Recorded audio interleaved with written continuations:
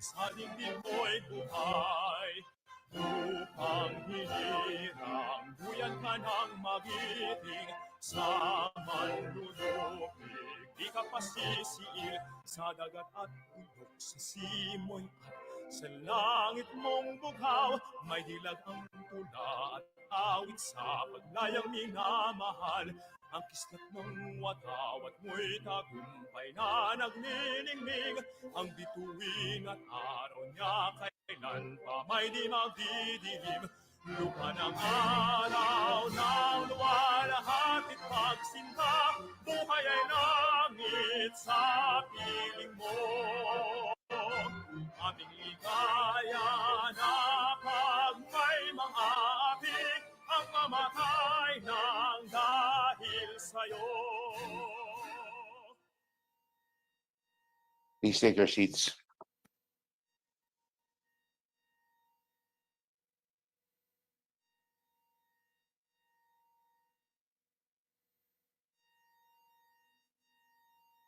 Mr. Chair, I move to dispense with the calling of the roll. Tony Ferrer of Cavite, duly seconded. The chair in objections. The roll call is dispensed with. May I now direct the committee secretary to call the names of the members present in today's hearing. Good afternoon, Mr. Chairman, and to our honorable members. Good afternoon. In today's meeting, we have the following members in attendance. We have the Vice Chairperson, Johnny T. Pimentel, Deputy Majority Leader, David J.J. Suarez, Deputy Minority Leader, Franz L. Castro, Deputy Minority Leader, Presley C. De Jesus, Representative Ramon Rodrigo Gutierrez, Representative Francisco Jose Bingo Matugas, Representative Jose S. Aquino II. We also have Representative Antonio A. Ferrer and Representative Lex Anthony Chris Colada, and also Representative Raul Daniel Manuel. Your honors.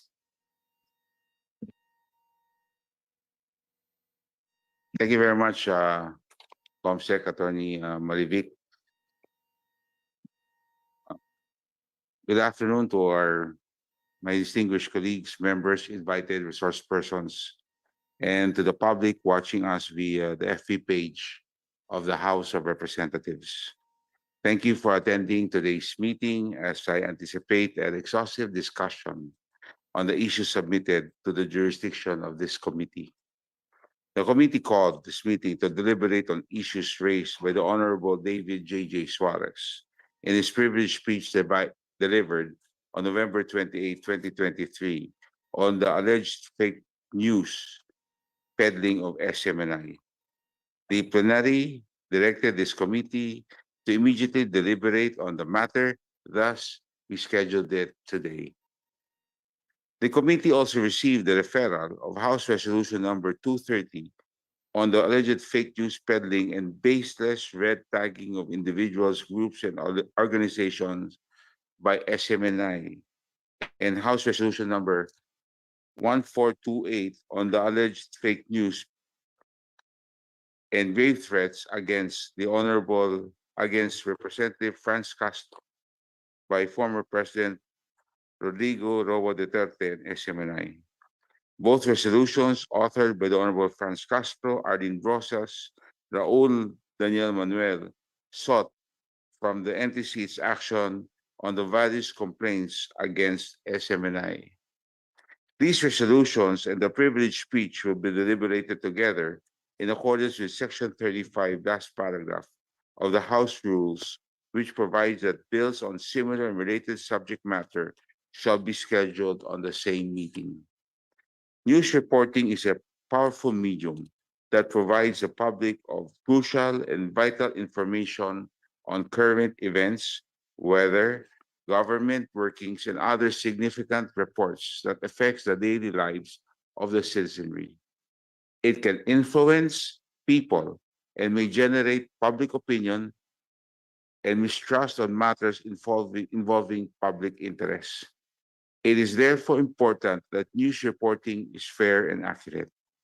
Under the Broadcasters Code of the Philippines, media practitioners are mandated to observe fairness in the objectivity in delivering news. Article 1, Section 3A states that news reports shall be fair, factual, and objective. Section 3C further states that side comments expressing personal opinions while a news item is being reported or delivered are prohibited to prevent the listener from mistaking opinion for news. The Broadcaster Code of the Philippines provides the set of standards for performance and ethics to be followed by member radio and television stations, including SMNI. Let me emphasize that the mandate of the Committee on the Legislative Franchises is the granting, amendment, extension, or revocation of legislative franchises. It is authorized to exercise its oversight function to determine whether or not the franchise grantees faithfully comply with the terms and conditions of its franchise. The Suara Sug Media Corporation under Republic Act number 11422 was granted on August 22, 2019 for 25 years. As there are alleged violations on the franchise grant, the committee is well and within its mandate to look into the matter and can invoke its authority under Section 15 of the law.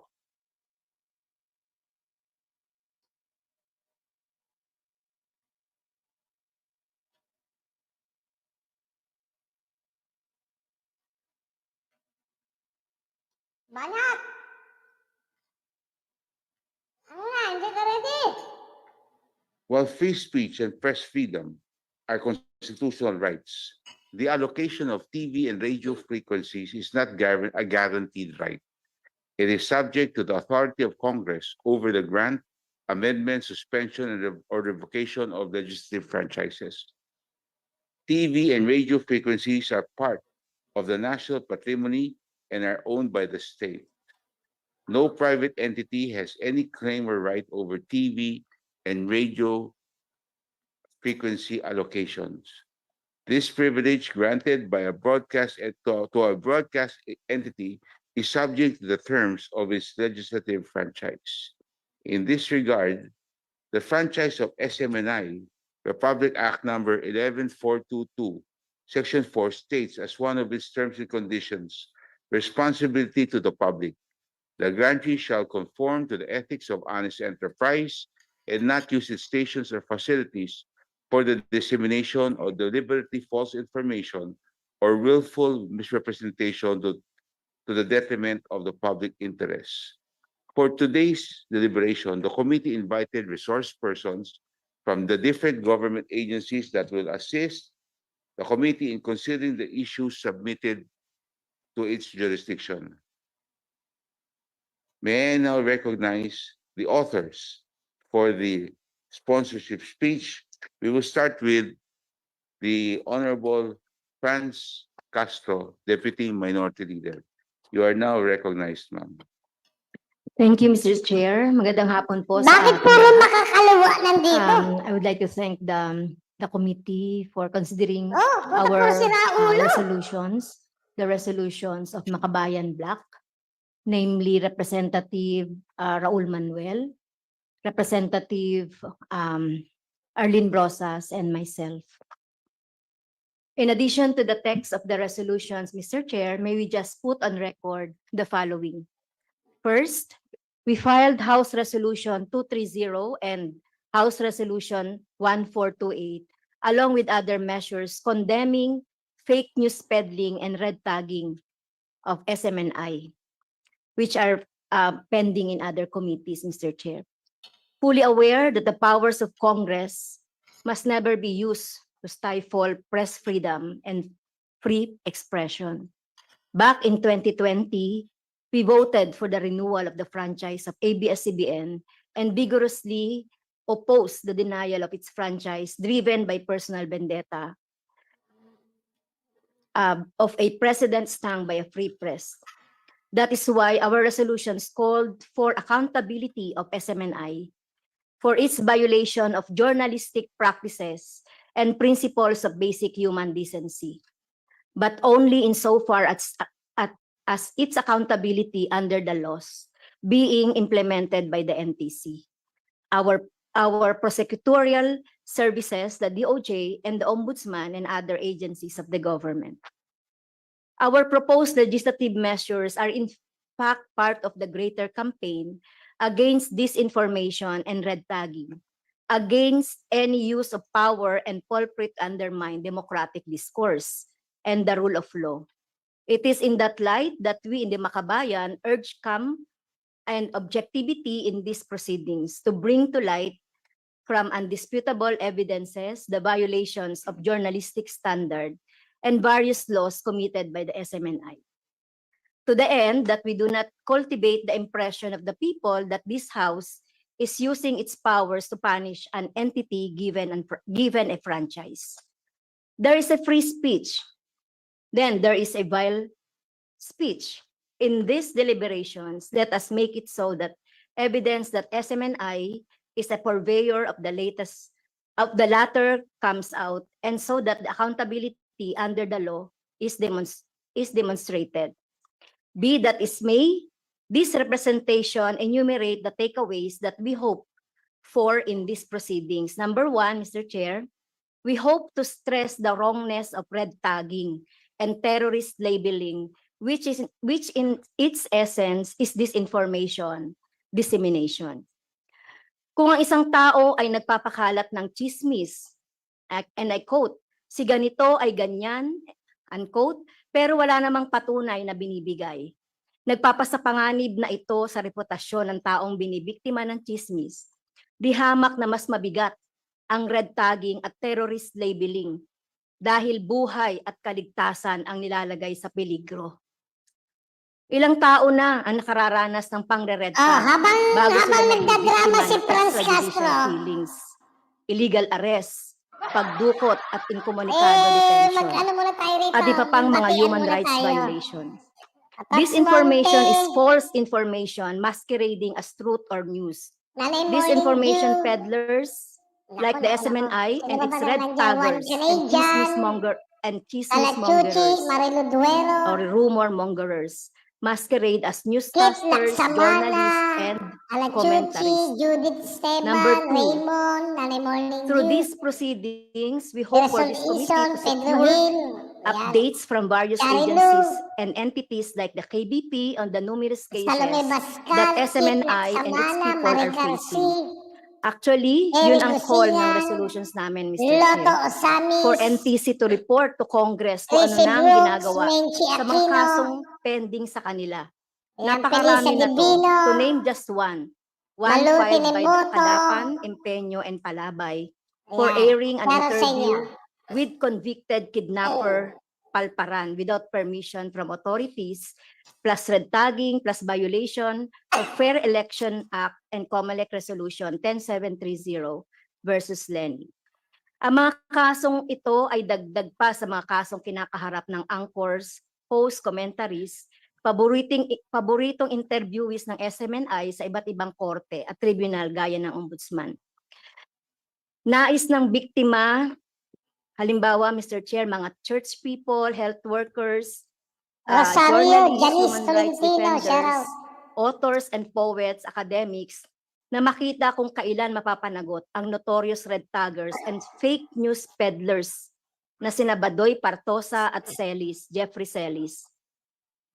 Kaya magandang isama sa investigasyon ng committee ang DOJ, ang National Prosecution Service ng DOJ, Ombudsman, MTRCB at ibang mga ahensya, pati na rin ang KBP at online platforms gaya ng YouTube at Facebook upang mag-report sila ukol sa mga aksyon nila kaugnay sa SMNI at mga tauhan nito. So yun lamang po, Mr. Chair, and I'm reserving my right to ask questions from the resource persons later. Muli, maraming salamat, Mr. Chair. Thank you very much. Well, Franz Castro.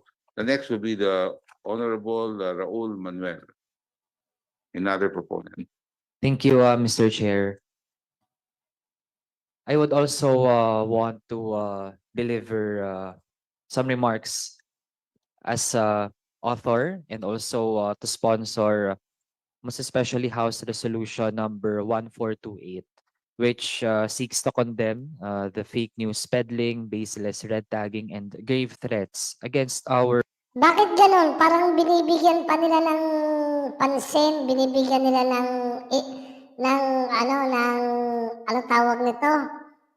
Binibigyan nila ng importansya ng Kongreso ang mga makakaliwang grupo. Bakit kaya? media sa ating campus. We participated in schools press conferences. Nung high school tayo ay naging bahagi din ng editorial board. Nung kolehiyo naman ay tumulong sa pag-revive at maging operational ulit ang ating student publication sa UP Visayas College of Arts and Sciences. Kaya ganun kahalaga ang pagtingin po ng mga kabataan sa papel ng media sa ating bayan. And with many young journalists who also participate in different levels of the school's press conferences, hindi po magandang ehemplo ang nakikita natin sa forma ng mga ginagawa ng SMNI o itong Sunshine Media Network International. Sa mundo naman natin, natural na merong mga pagkakaiba ng opinyon. Pero sa hulit-huli, Mr. Chair, naniniwala ang kabataan na dapat lahat ng opinyon ay nagmumula sa katotohanan. Kung ano ang realidad, kung ano ang mga facts na meron tayo, yun yung pagmulan ng ating magiging mga gagawing opinyon. Pero kung yung mga opinyon ay hindi nakabatay sa kahit anumang katotohanan at nauuwi lamang sa mga baseless accusations, we must draw the line at dapat ay hindi natin hayaan ito.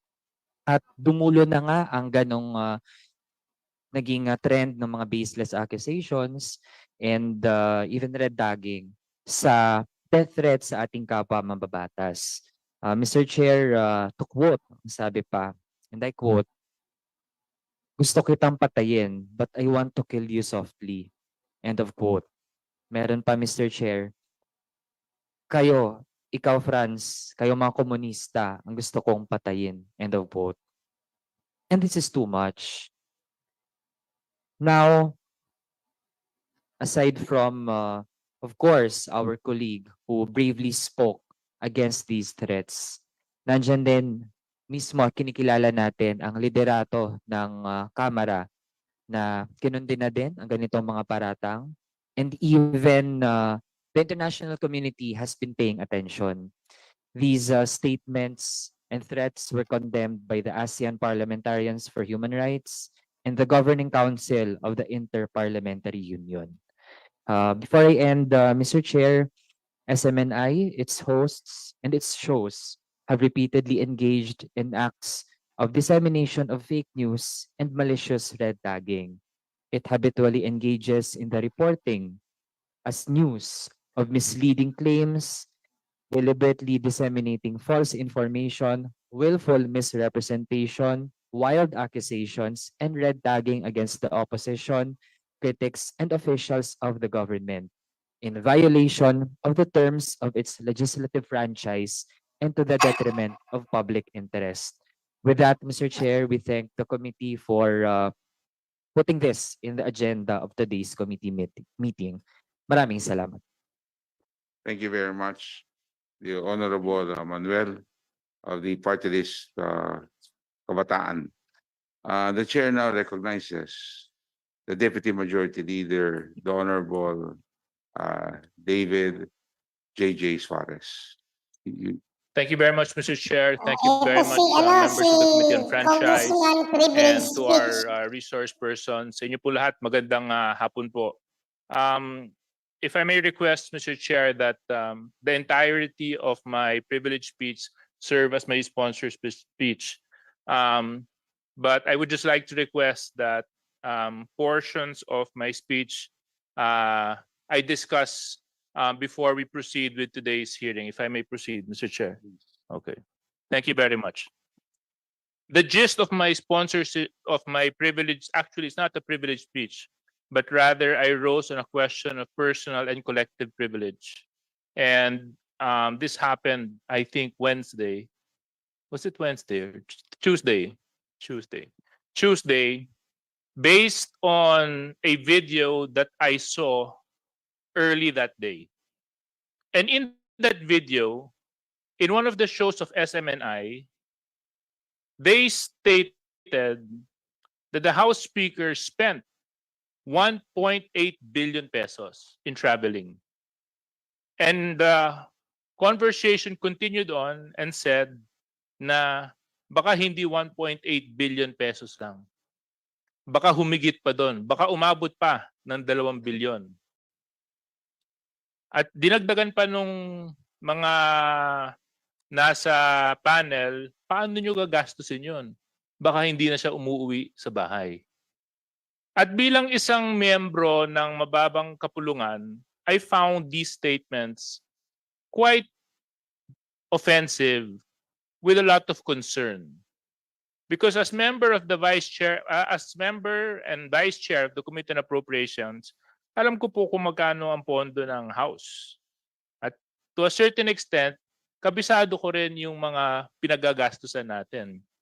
At kaagad-agad, dumulog ako sa Finance Department at tinanong ko kung magkano ang traveling expense ng House at ng Speaker. And I was given that figure. And after I found out the real figure, this was enough reason for me to stand up in plenary and deliver my Magkano? speech. And my speech basically focused on SMNI coming out on national broadcast and stating a lie, fake news, with no disregard whatsoever to truth, to facts, and to fairness. And after that, after I delivered my my speech last Tuesday, sinabi ko po nga sa speech ko na kung hihingi ng paumanhin o magre-retract, sana naman magawa nila para naman ma-repair yung damage that has been done. But sad to say, on the following day, another video was sent to me showing the same panelists stating that what they did was right. There was no wrong to the statement that they issued. Nang ginawa lang daw po nila ay nagtatanong. But any responsible media practitioner, if given an information, would first validate that information before they go out on public. And if I may be allowed to read, Mr. Chair. Please proceed.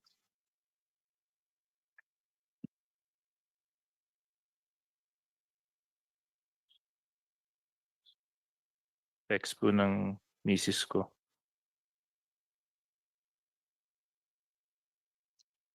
Under the KBP, meron ba tayong taga KBP dito? Under the KBP, under Section 5 nakasulat, unconfirmed reports shall not be aired unless there is an immediate and urgent need for the public to know about them, such as when the public needs to be warned of a possibility of imminent danger. When such reports are aired, it must be emphasized that they are unconfirmed. First, was there any imminent danger in the pronouncement made by SMNI about 1.8 billion? May bagyo ba? Lumindol? Meron bang parating na tsunami? Wala naman tayong nabalitaan. At further, it says, they have to emphasize that this report is unconfirmed. Neither did they do that. Neither did they do both. And furthermore, they justify their position by saying, nagtatanong lang po kami. Hindi po kayo nagtatanong. Kung nagtatanong po kayo, di dapat ang ginawa po nila, ito naman po ay position ko, Mr. Chair, pumunta sila sa Congress, tinanong nila dito sa mga tanggapan at opisina kung totoo ba itong report nila. Dahil meron silang natanggap na report na di umano ganito kalaki ang ginastos. At pagkatapos malaman kung ano ba talaga, sa kanila ilabas kung ano yung nilalaman ng kanilang report after they have validated. So, Mr. Chair, I rise on those 2 points. I rise on the point of the truth, and I rise on the point of responsible media practice. You said it yourself in your opening remarks that the franchise given to SMNI is not a right. It's a privilege. Privilege that comes with responsibility. Privilege that comes with rules, norms that they should abide, that they should follow. And I hope this humble representation, through the help of this committee, can properly dissect and analyze and find out whether or not SMNI lived up to those rules, lived up to those norms, and lived up to those standards. Kaya po, Mr. Chair, maraming salamat po. That will serve as my opening remarks to this hearing. Thank you very much, Deputy Majority Leader, the Honorable David J.J. Suarez. Before we continue, the Chair would like to recognize members who just arrived from the first district or second district of Antipolo City, the Honorable Romy Acop. Welcome, sir. And of course, from the 5th district of Quezon City, the Honorable Patrick Michael Vargas. Welcome to the committee hearing. May I ask the committee secretary before we proceed to acknowledge the resource persons who are here in today's hearing. And please raise your hand. Pause lang natin Bakit si PRRD may sinabi tungkol sa Kongreso?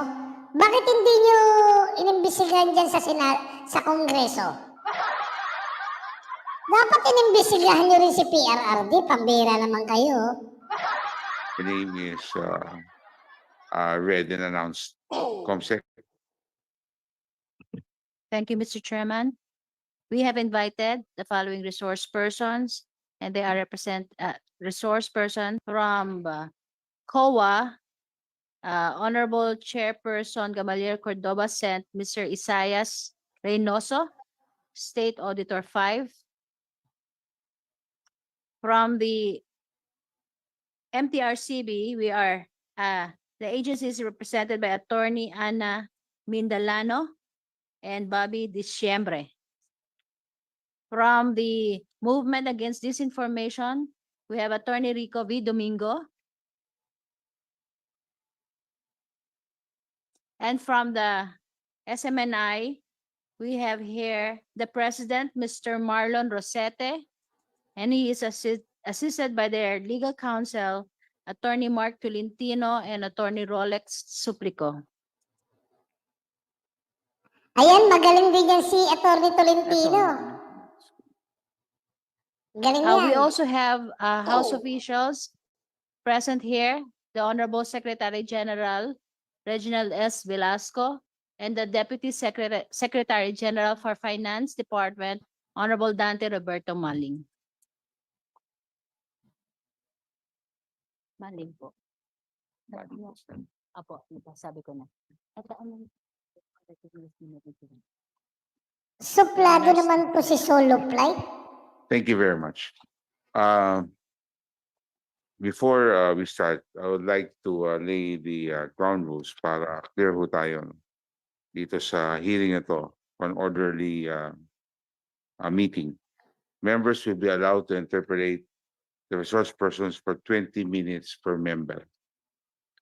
We take out the reply, okay? the resource persons are requested to directly answer straight to the point the Si Solo questions Plate raised. nakikialam sa channel ko eh. Ikaw Members na will kaya be dito? recognized on a first to register member manner, and please register with the committee secretary by leaving a message, or there's a form that's being passed on. Refrain from asking questions already answered except when seeking clarification. In the event that the member has the floor, has not completed the questions after the 20-minute period, he may avail for the second round when time permits. Otherwise, he will be listed for the ensuing hearings. Members will not be allowed to interrupt an interpretation of another member except when seeking clarification and if related to the question posed by the member interpreter. Observe proper decorum and avoid heated arguments. Always address the chairman in asking questions and giving the answer, and wait to be recognized. Let's abide by these ground rules so that we can do this in a very timely manner. Before I call on the first interpreter, the chair would ask the COMSEC to please administer the oath to all those present in today's hearing. Please rise.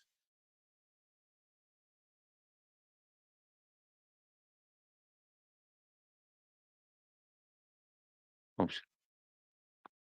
Please raise your right hand. Do you swear to tell the truth, the whole truth, and nothing but the truth before this congressional inquiry? So help you God.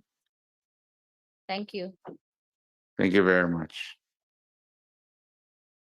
The first interpreter would be the vice chair of the committee, the Honorable Johnny Pimentel. You're recognized, sir.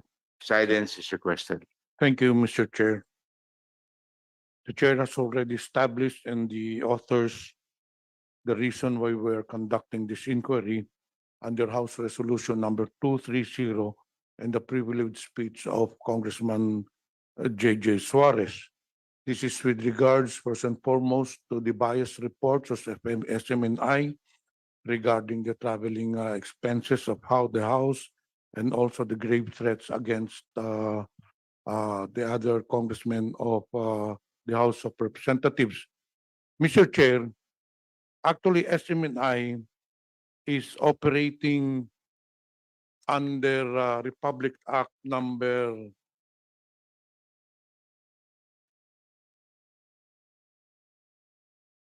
11422, which was approved on August 2019. However, SMNI is operating actually under Suara Sog Media Corporation, which is the franchise holder. Now, before I begin my interpretation, let us first define what is a franchise as defined by the Supreme Court in ABS 7 Corporation versus National Telecommunications Commission. The court defined a franchise as the privilege granted by the state through its legislative body subject to regulation by the state itself by virtue of its police power through its administrative agencies. In short, Mr. Chair, the franchise grantee has no absolute right over the franchise, as a franchise is a special privilege granted by the state, which the state can also take back when common good so requires. The state, through Congress, has the exclusive authority to grant franchises for public utilities.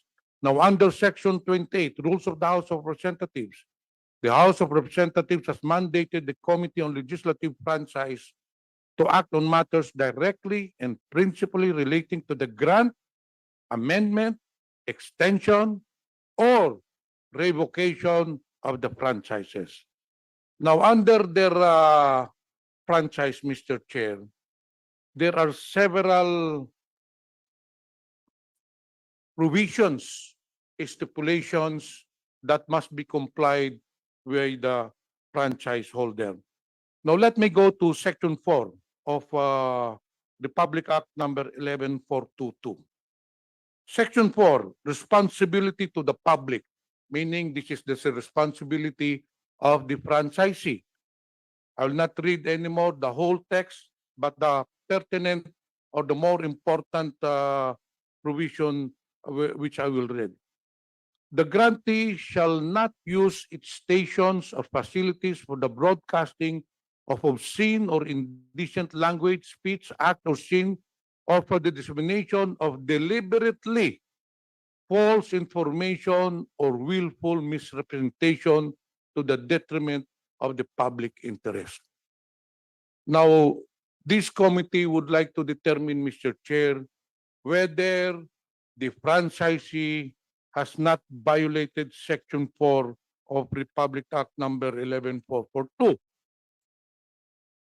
On November 28, in the morning of November 28, as stated by Congressman Suarez, the reason for his privileged speech, there was a show. I'm not well-versed on the show, but accordingly, upon reports, there was a show. The two anchors, or how many anchors, alleged that the House, through Speaker Martin Romualdez, spent 1.8 billion pesos in travel expenses. Now, I want to know, Mr. Chair, and I would like to establish, saan po nyo nakuha? I would like to direct my question to SMNI who could answer this. Mas mabuti ho sana, may I know from the COMSEC kung nandito ba yung mga anchor nung show na yun? And let me know what show was that? Mr. Chair, sino po ang sasagot? And I, Good afternoon, Mr. Chairman and the members of this honorable committee. We come here in response to a letter invitation. It's only addressed to Mr. Marlon C. Rosete, President of Suarasug Media Corporation. Attorney Tolentino and I were engaged to assist the President, Marlon Rosete. We are not engaged to assist the anchors that Pero, Mr. Chair, may I know kung dito ba yung mga anchor? they're not here, Your Honor. They were not invited, Your Honor. Were they invited, COMSEC? May I put it on record that during the next hearing, if there is another Yan, hearing, hindi nyo that hindi nyo naman pala this inimbite committee would kasi invite the two nahanap nyo. anchors, because I would like to establish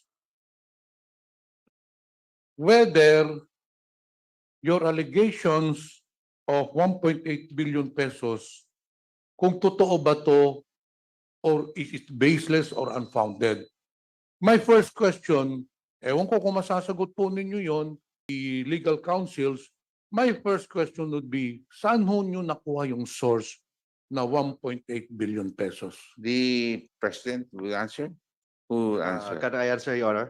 Okay, you're I'm the legal counsel of SMNI, Your Honor. you're in-house Mr. or Chairman. retained? In-house, Your Honor. Okay, please. The SMNI would like to invoke the SOTO law with respect to Chair. Republic Act 11458. Mr. Chair, Yes. would the rules of the committee allow a legal counsel to answer for and in behalf of his principal? Our rule says generally that a legal counsel cannot speak. It should be the principal himself who should speak or answer the questions. Mr. Chair. If I may, Mr. Chair, Yes. I'm the legal officer of SMNI, so I'm one of as invited by the committee to talk in behalf of SMNI. Yes. So I'm not just a legal counsel, but a legal officer of SMNI. Yes.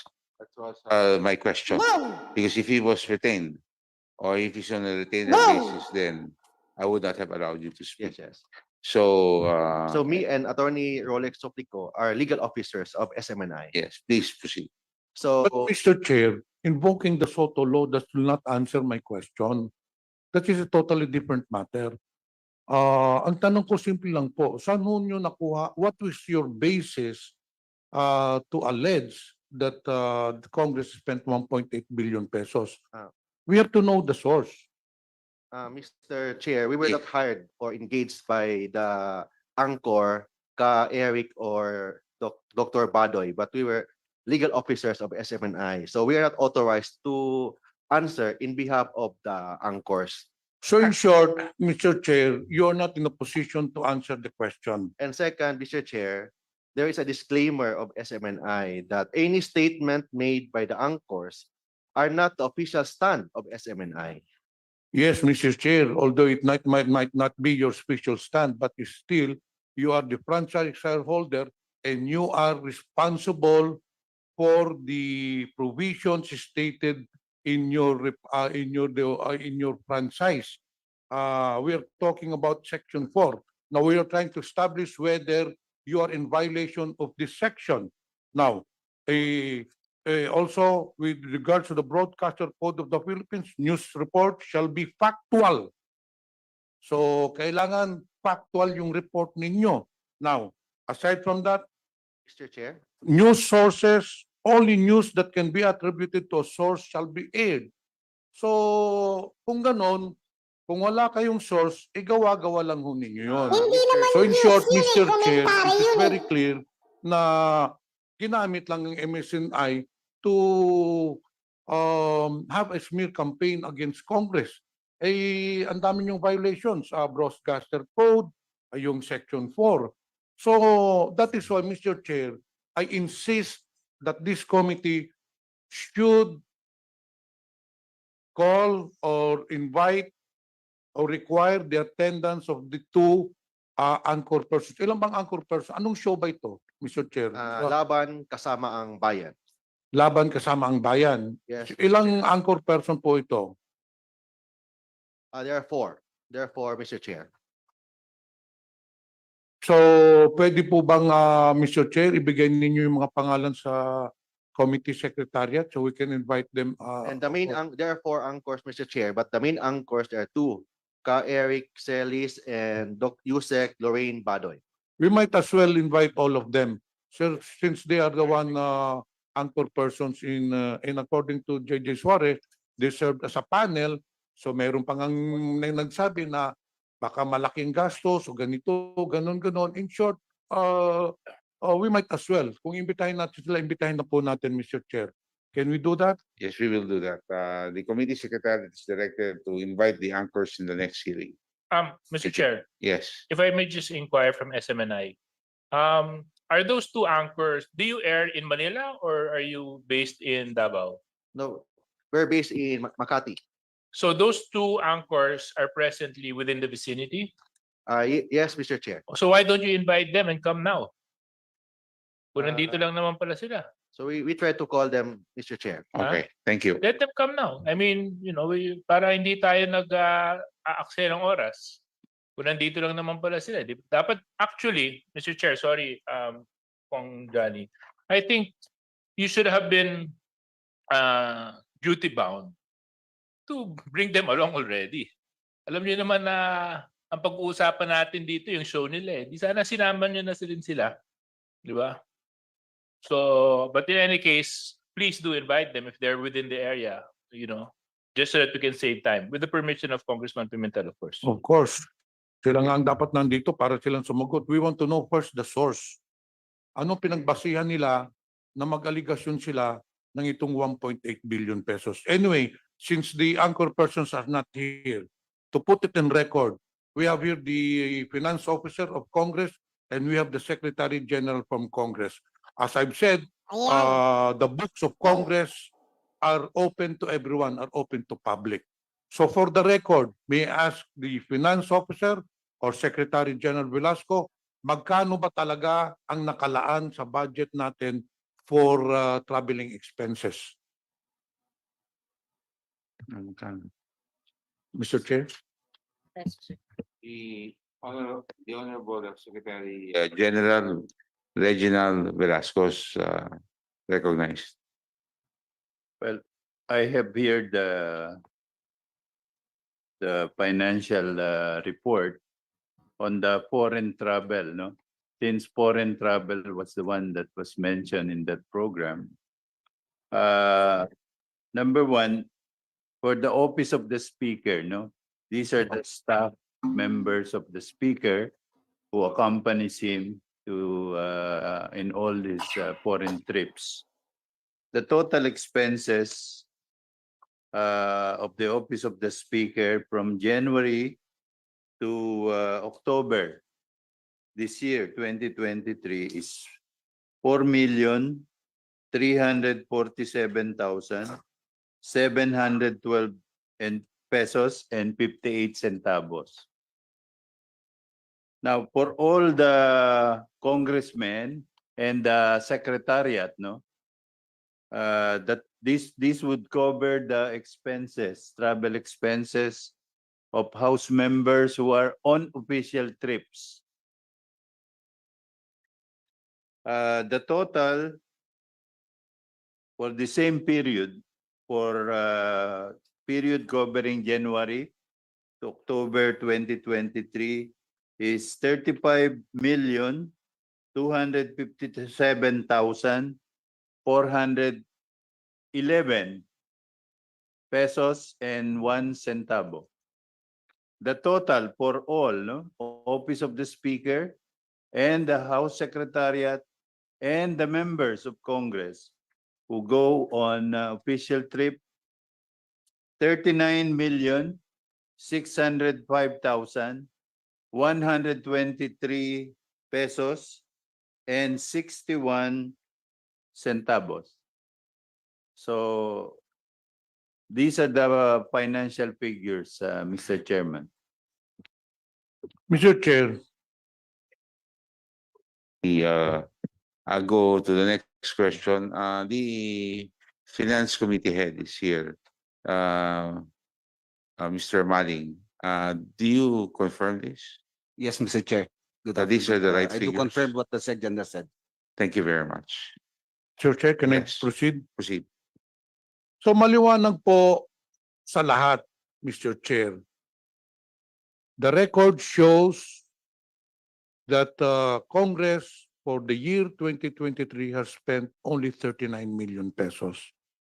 Malayong malayo po doon sa alegasyon ng SMNI that Congress has spent 1.8 billion pesos. Now let me read again so that the SMNI officers will be enlightened.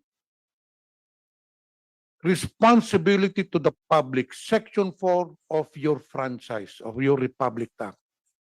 The grantee shall not use its stations for the dissemination of deliberately false information or willful misrepresentation. So very clear po dito, bawal po sa prangkisa ninyo na magsabi sa publiko ng mga maling reports or deliberately false information.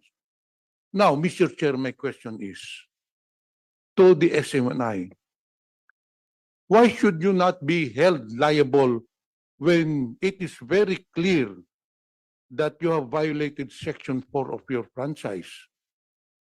Ano ang rason na may bibigay nyo sa amin na hindi kayo dapat patulan o hatulan ng violation against your franchise? Very clear ho. Ang aligasyon ho ng SMNI, 1.8 billion pesos ang ginastos ng Kongreso sa traveling expenses. It is on record, and if you want that we can furnish you the records, nanditong finance officer, nandito SecGen, ang ginastos until October was only 39 million pesos. So it would be impossible na magkakaroon po ng gastos ng 1.8 billion pesos dahil yung budget for traveling expenses ni hindi nga umabot dun sa sinasabi niyong 1.8 billion pesos. Why should you not be held liable for this Section 4 responsibility to the public, Mr. Chair? Mr. Chair, can I answer it, Mr. Chair? Attorney Tolentino is recognized. Thank you, Mr. Chair. Actually, Mr. Chair, there was no allegations about the 1.8 billion pesos, Mr. Chair. It was just a question given not in behalf of SMNI, but it is a statement by an anchor of SMNI. And there is a disclaimer in every program of SMNI that any statement made by the anchor guest is not the official stand of SMNI. Second, Mr. Chair, there was no deliberate false information. I'd like to invoke, Mr. Chair, the jurisprudence of the Philippine Supreme Court. about freedom of press and freedom of expression. It is part of our constitutional and Republican principle, Mr. Chair, as a country and as a republic, that there is a jurisprudence that freedom of press and freedom of expression includes some what they call this false or inaccurate statement, if there's any inaccurate statement. Freedom of press and the freedom of expression is one of the highest form of constitutional right in our Philippine Constitution. That's why there was no deliberate false accusation. And third, Mr. Chair, in every act provided under the Civil Code, there is a presumption of good faith. So the one who alleges bad faith on the part of SMNI, the one who alleges that there is violation of Republic Act 11422 should be the one to prove it, because we are presumed innocent, we are presumed doing within the bounds of the law. And humbly, Mr. Chair, what we are doing here, we acted in good faith. Humbly, we acted in good faith, and there was no statement, official statement given by SMNI. And ang ginagawa po natin ngayon, Mr. Chair, gumagawa po kami ng investigation, internal investigation, kung may nangyari ba talagang statement about the 1.8 billion. Because based on our initial investigation, there was none. It was just a question. That's why, Mr. Chair, if I may, we'd like to ask that the video, the subject video, we have here a USB to be played. So anybody will be, everyone, may chance na makita nila kung ano ba talaga ang video na yan. May nakalagay bang statement, or it was just a question in the exercise of freedom of press? Mr. Chair, may I comment on this statement of attorney? You mentioned about freedom of expression. While it is true that the Constitution guarantees the freedom of expression and speech is constitutionally protected, there are species of speech and expression that are not constitutionally protected. Among these are obscenity, pornography, hate speech, defamatory speech, libelous marks, and fighting words. It is important to note that the recent broadcast by SMNI against Congress, against particular groups and individuals, and recently against the speaker's travel expenditure do not fall under the ambit of the constitutionally protected expression. Very clear po yan na smear campaign yan, Mr. Chair. But anyway, let us go to another section of your franchise. This is with regards to Section 12, reportorial requirement. During the term of its franchise, the grantee shall submit an annual report to the Congress of the Philippines through the Committee on Legislative Franchises of the House of Representatives and the Committee on Public Services on its compliance with the terms and conditions of the franchise. Ito po ang mga dokumento na kailangan i-submit ninyo. Your franchise was granted in 2019, so you must submit it in 2020, 21, 22, 23. The annual report shall include an update on the rollout, development, operation, or expansion of business, audited financial statements, latest general information sheet, officially submitted to Securities and Exchange Commission, certificate of the NTC on the status of its permits and operations, and an update on the dispersal of ownership undertaking if applicable. Now, Mr. Chair, may I know from the Secretariat whether they have complied with the annual reportorial requirement? Marami yung dokumento ito. So gusto ko po malaman kung nasubmit po ng SMNI lahat ng dokumento na ito. Please reply, Comsec. Open yun. Mr. Chair, Yes. while we're waiting, let's just put it in proper context. Yung 1.8 billion, ang statement ng SMNI, hindi po yun sa entire house. Yung 1.8 billion, sa speaker lang yun. Hindi mo sinabi, hindi nila. if I may, Mr. Chair, we deny that there's a statement. It was just a question na answerable by yes or no. Oo nga. Well, I'll have my time with you later. Don't worry. I need it now. But let's just put it on record, no, just so that we can put things in its proper perspective. You know, it's not the House; it was the peace speaker that they mentioned. Thank you very much. Mr. Chair, that will be another matter, but may I know the answer of the committee secretariat regarding my question on the reportorial requirements? Because this is a responsible of SMNI in accordance with their franchise on Section 12.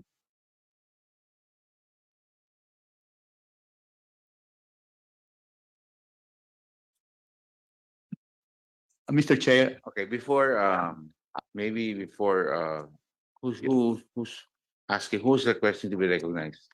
Okay, somebody. Mr. Chair, Attorney Supico, Mr. Chair, our Yes. staff has informed us that we have submitted the yearly requirements, but I will ask her to bring it to the committee secretary. Okay, thank you. Thank you, Your Honor. Mr. Chair, may I know kung anong year po yun? Kasi you are required to submit every year. Starting 2020. Na-approve mo yung prangkisa ninyo August 2019. So dapat starting 2020, 21, 22, 23, nag-submit po kayo dito ng reportorial requirements. Yearly, Your Honor, since 2020. Was But I it will re- ask our staff to bring our Yes. documents to the committee secretary Was it for duly perusal. received by Congress, yung sinabit ho ninyo?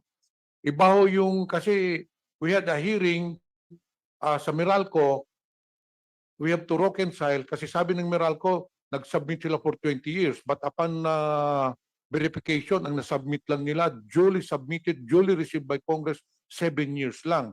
So, iba ho yung sinasabi yung nag-submit kayo, iba rin yung duly received by Congress.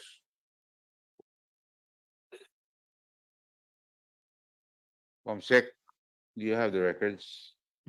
Your Honors, we have, since the pandemic set in, we allowed franchise grantee to submit their annual reports via online through the email of the Committee on Legislative Franchises. The Swarasug Media Corporation, based on our record, submitted their annual reports for the year 2023, 2022, 2021, and 2020. And it includes the latest audited financial statement, the latest general information sheet, certification on good standing issued by the SEC. We also have the certification from the National Telecommunication Commission on due submission by the franchise grantee, a report on dispersal of ownership, and a report and update on the rollout expansion of the business, Your Honors. Okay, that sets it clear, Mr. Chair. So that means everything is in order. Punta ho tayo dun sa Section 10 of your franchise. Sale, lease, transfer, grant of usufruct or assignment of franchise. Now, we know that the franchise was granted to Swarasug, but actually, ang nag-operate ng TV station is MNI. Can you tell me if SMNI is a corporation? Can I answer that, Mr. Chair? Please. Swarasug, what do you call this? Swarasug Media Corporation is the grantee of the franchise. But Swarasug Media Corporation is registered in the Security and Exchange Commission as Swarasug Media Corporation under the name and style, doing business under the name and style of SMNI. Call this Sunshine Media Network, International, SMNI News Channel, Sunshine TV, Sunshine Radio, and in fact, Mr. Chair, SMNI is actually registered also as a trademark under IPO. So Mr. it is, Chair, Mr. Chair, Attorney, you have not answered my question. Ang tanong ko po kung ang SMNI ba is duly registered corporation sa SEC. I answered the question, Mr. Chair. SMNI is not a corporation. It is a business name owned by Swarsug Media Corporation. Business name registered under Intellectual Property Office, and Swarsug Media Corporation is operating and doing business under the name and style of SMNI. So SMNI is a trademark or a trade name, but the name of the entity is Swarasug Media Corporation. Mr. Chair, I just want to verify whether this does not violate Section 10, no? Assignment of franchise. Kasi nakalagay po dito, the grantee, I will not read the other portions, shall not transfer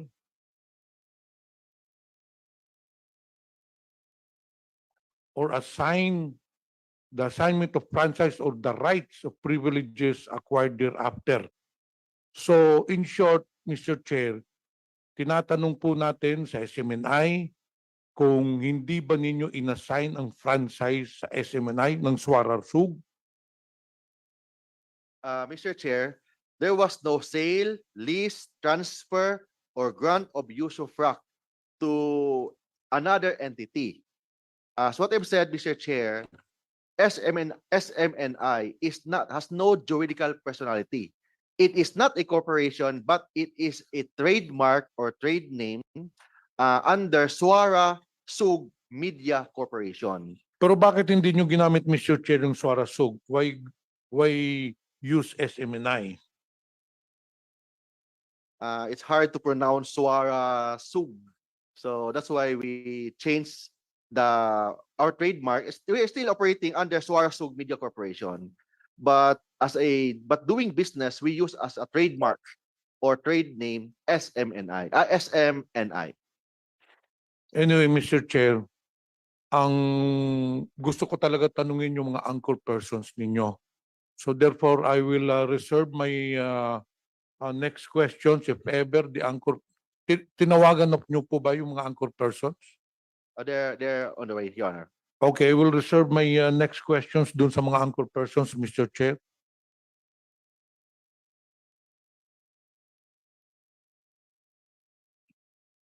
Before we proceed, the chair recognizes the Senior Deputy Speaker, Aurelio Dong Gonzalez of the 3rd District of Pampanga. Welcome, sir, to the hearing of the Committee on Legislative Franchise.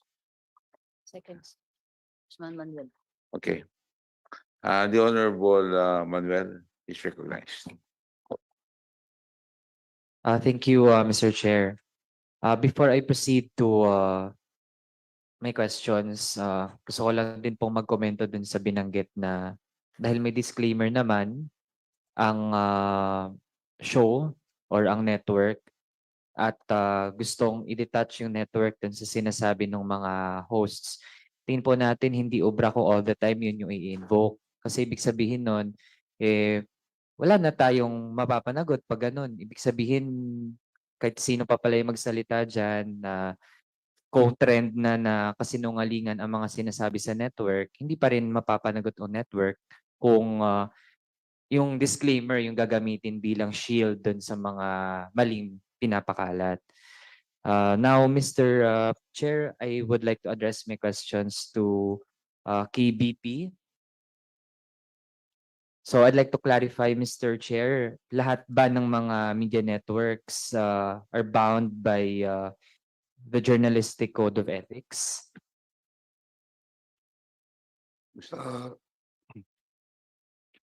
As insofar as the Code of Ethics of KBP is concerned, it applies only to KBP members, Your Honor.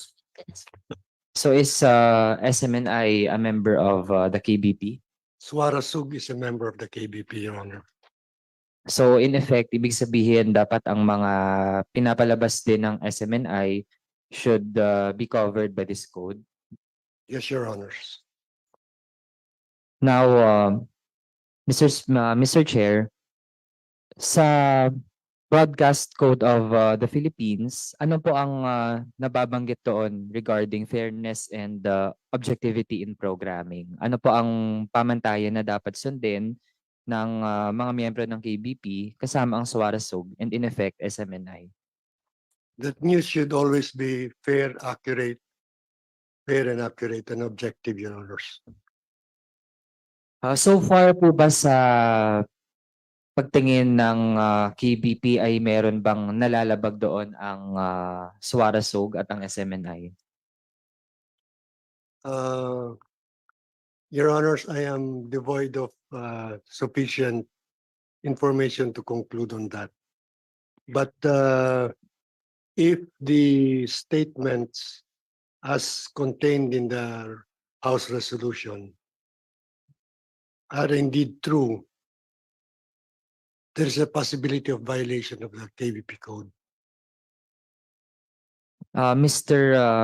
Chair, kasunod na tanong po natin, dahil repeatedly flag na rin ang SMNI many times, no? At ngayon lalo lang na nag-intensify na kahit ang ating August body ay hindi na rin pinapalampas. Ano?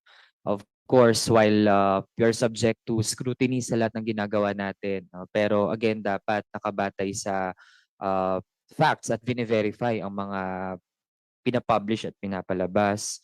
Kaya when it comes to analysis and commentary, ano naman po ang nakasaad sa code ng KBP? Again, in terms of analysis or commentary, fairness is the key to such commentaries or analysis. Okay. With that, Mr. Chair, I'd like to address my next question to the movement against disinformation. May representative po ba? Mr. Yes, Your Chair, Honor. Attorney Domingo. yes. Aside from the contents of the resolutions and for example, ang binanggit tungkol sa budget ng House and ang naging mga threats din sa ating kapwa mambabatas, ano pa yung ilan sa mga examples na na-observe ng inyong organization regarding the type of reporting or what's being released by SMNI? Thank you for the question. Mr. Chair, can I answer the question? First of all, let me just quickly tell you what the MAD is, no? The Movement Against Disinformation. We are a non-partisan aggregation of professors, historians, and other professionals in civic society who are championing the cause of against disinformation. That's why we are very active in this particular area of advocacy. And in fact, to answer the congressman's question, in fact, we actually have a pending case with the NPC concerning the Alliance of Health Workers and the case of Empeño and Kadapan. And that was mentioned in the one of the preambular clauses of the resolutions. And we have a pending case with the NTC, precisely the question on violation of Section 4 that the good congressman earlier had mentioned. So these are all pending. In fact, if I may even amplify my answer, Mr. Congressman. Please proceed. In relation to the false imputations focused on the speaker, what we are also very concerned about would be the disinformation and the red tagging that the SMNI had been welcoming in its broadcast. You remember the red tagging that had been done by a former USEC against a judge who issued the resolution on the prescription, an adverse resolution in prescription, and called the judge an imbecile, and called the judge coming from the bowel of falsehood or something, and red tag the judge, a sitting judge who made an adverse decision against the cause of that particular USEC secretary. That's the kind of SMNI exposure or broadcast that had been peddling around. And we have other litany, and as mentioned in the preambular clauses of the resolutions, these are all true because we have already filed actual cases against SMNI on this. And we cannot deny that anymore. This would be a litany of acts that the SMNI had been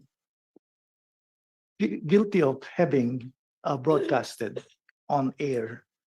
And just to close my answer, there will be no stopping SMNI from proceeding with its vicious lies and going back. It just targeted the fourth highest position or highest leader of the land. It already targeted the independence of the judiciary. What will stop SMNI from hitting even the most powerful and the most senior of our government officials? That would be the imminent danger, Mr. Chair. If this many acts that are attributed to the SMNI are countenanced and not held liable for, then everything can just be done with impunity. And they will say, for the sake of press freedom, for the sake of the constitutional right, as correctly said by Congressman Pimentel, these are unprotectable speeches. I teach media law at the Ateneo Law School. These are unprotected speeches, and these cannot be countenanced by the honorable congressman. And I applaud, the man applauds the Congress for initiating this investigation, because it is about time that the Congress should wield its power over the grant of franchises to monitor and hold accountable all the franchisees that it had granted. Thank you for that response, Mr. Chair. Congressman Manuel, if I just may interject, the good gentleman mentioned that they filed numerous cases. Can the committee, Mr. Chair, get hold of copies of those cases that they have filed? Very well, Please Mr. submit those documents. But Attorney Domingo, Yes. you're a professor of remedial law? Media law. Your Honor. Media law. I'm In sorry. Ateneo, And Media Law and for Ethics. what school? Ateneo Law Ateneo. School. Okay. But I'm a graduate of the UP College of Law. Okay. Thank you very much, Attorney Domingo. Thank you. Yeah, The honorable. to proceed, Mr. Chair, I'd like to raise my last few questions to give way also to our other colleagues. Again, to the KBP. Given na may mga ganito pong nababanggit, ano naman ang mechanisms ng KBP with regard to its members? At least maybe to advise, kung kaya pang mag-guide, to guide them, or at worst cases to like tap or warn members who might have done violations of the codes that pertain to how journalists should act and do their responsibilities. Your Honor, first of all, maybe clarify the structure. KBP's members are not the anchors or the reporters. KBP members consist of the networks that are franchise grantees. The news and public affairs people in the station are members in the sense that they are attached to a member network. What we do is first, we accredit the persons who go on the air in a network station, and they are given lectures on the code of ethics and required to take an exam and to pass it. That is how we hold these anchors and staff of member networks accountable. Because if they are found to be in violation, then we withdraw their accreditation. By the way, earlier, on the question on is Suarasug accountable, we make a distinction on the accountability of the anchors, the newscasters, etc., and the accountability of the network. Generally, if the network fails in its duty to give proper advice or reprimand or conduct investigation on violations of its anchor people, news people, then it can be held accountable. But primarily, we hold the on the air personality responsible for what they say on the air. There is a standards authority in the KBP, which is quote unquote the courts of the KBP. They consist of 4 divisions of 4 members each. And their task is to try cases involving cases brought before KBP for violation of the KBP Code of Ethics. So if a complaint is filed before the KBP for an alleged violation of the code, then this is referred to the Standards Authority. While the Standards Authority takes cognizance of the case, there is an internal procedure, by the way, Your Honors, where if the case is already pending before another body, government body, the Standards Authority suspends hearing and gives deference to the courts or the investigating body. So that's the mechanism, Your Honors. Thank you, Mr. Chair. Edi sa ngayon po, yeah, I'm done with my initial questions and Second round. yeah, I can listen to how this deliberation will proceed. Thank you. Thank you. Before I proceed, before I ask the next interpreter, I just would like to, the attorney Suplico was raising his hand, and I'd like to acknowledge you. Yes, Your Baka sabihin Honor. mo, hindi kita na. No, it's okay, Your Honor. I could not because And he had the floor. I I could not acknowledge you. Yes, Your Honor. No Now problem, I Your will. Honor. Okay, Your Honor. Your Honor, there is the network cannot tell the anchors what to say, what questions to ask. I just wanted to point out Okay. that we cannot dictate on our anchors what questions to ask, how to ask it, when to ask it. In the same manner, if there are guests there, we cannot also tell the guests to answer this way or that way. They exercise a certain degree of independence. So thank you very much, Your Honor. Okay. Mr. Chair, can I be recognized, Okay. Mr. Chair? I have a question. Who's raising his hand? Who's, yes, attorney. Sige, Mr. bago Chair, ako magtanong. Kayo I'd muna. like to respond sana sa statement ni Professor ng Media Law with respect sa mga pending cases ng SMNI. According to the rules, Your Honor, and Mr. Chair, and in fact, under the jurisprudence, allegation is not equivalent to guilt.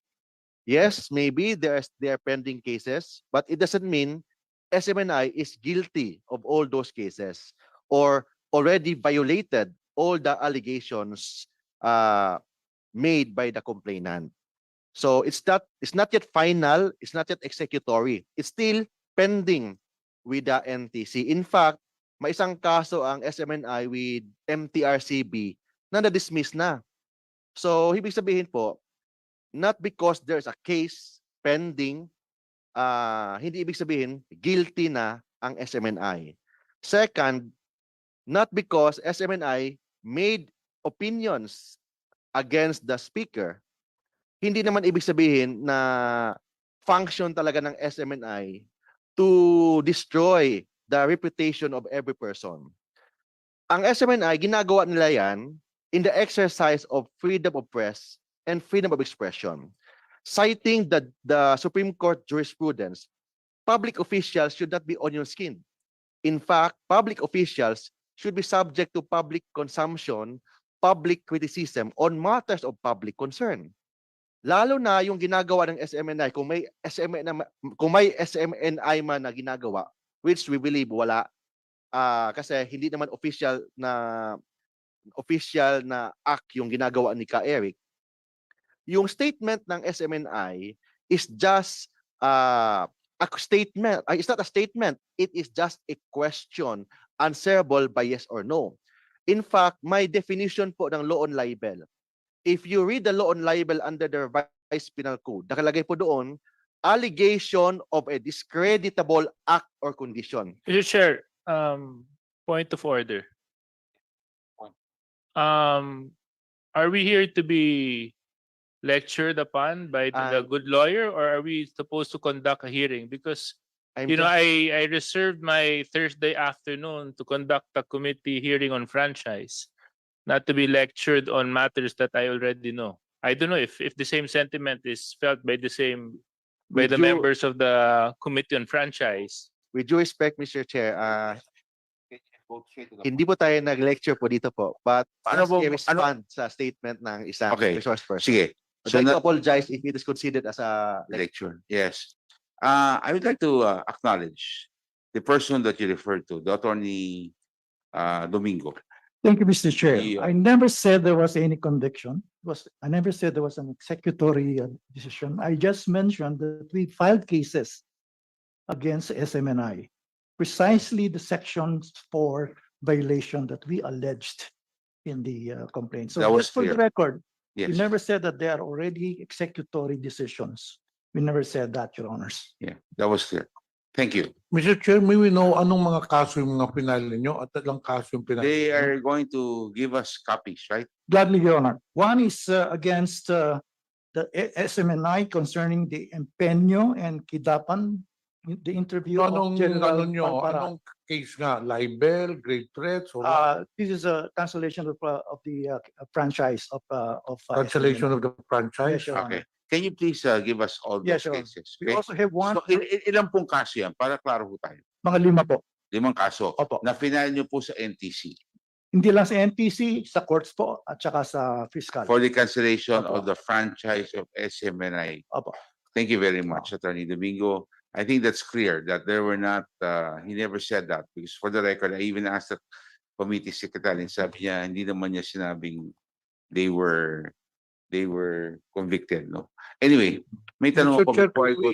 can we request Attorney Domingo to submit the file of the cases before the next hearing? Yes, he has promised.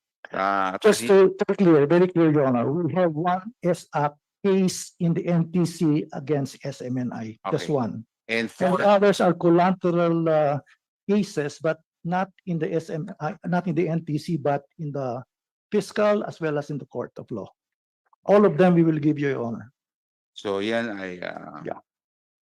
may katanungan ako. Bilang po chairman ng franchise committee, dahil marami po kong hinihear na ng mga renewal ng mga franchises. And medyo nababahala po ko doon sa posisyon ng SMNI na meron po kayong disclaimer, ergo, hindi kayo liable. Question, is it legally valid?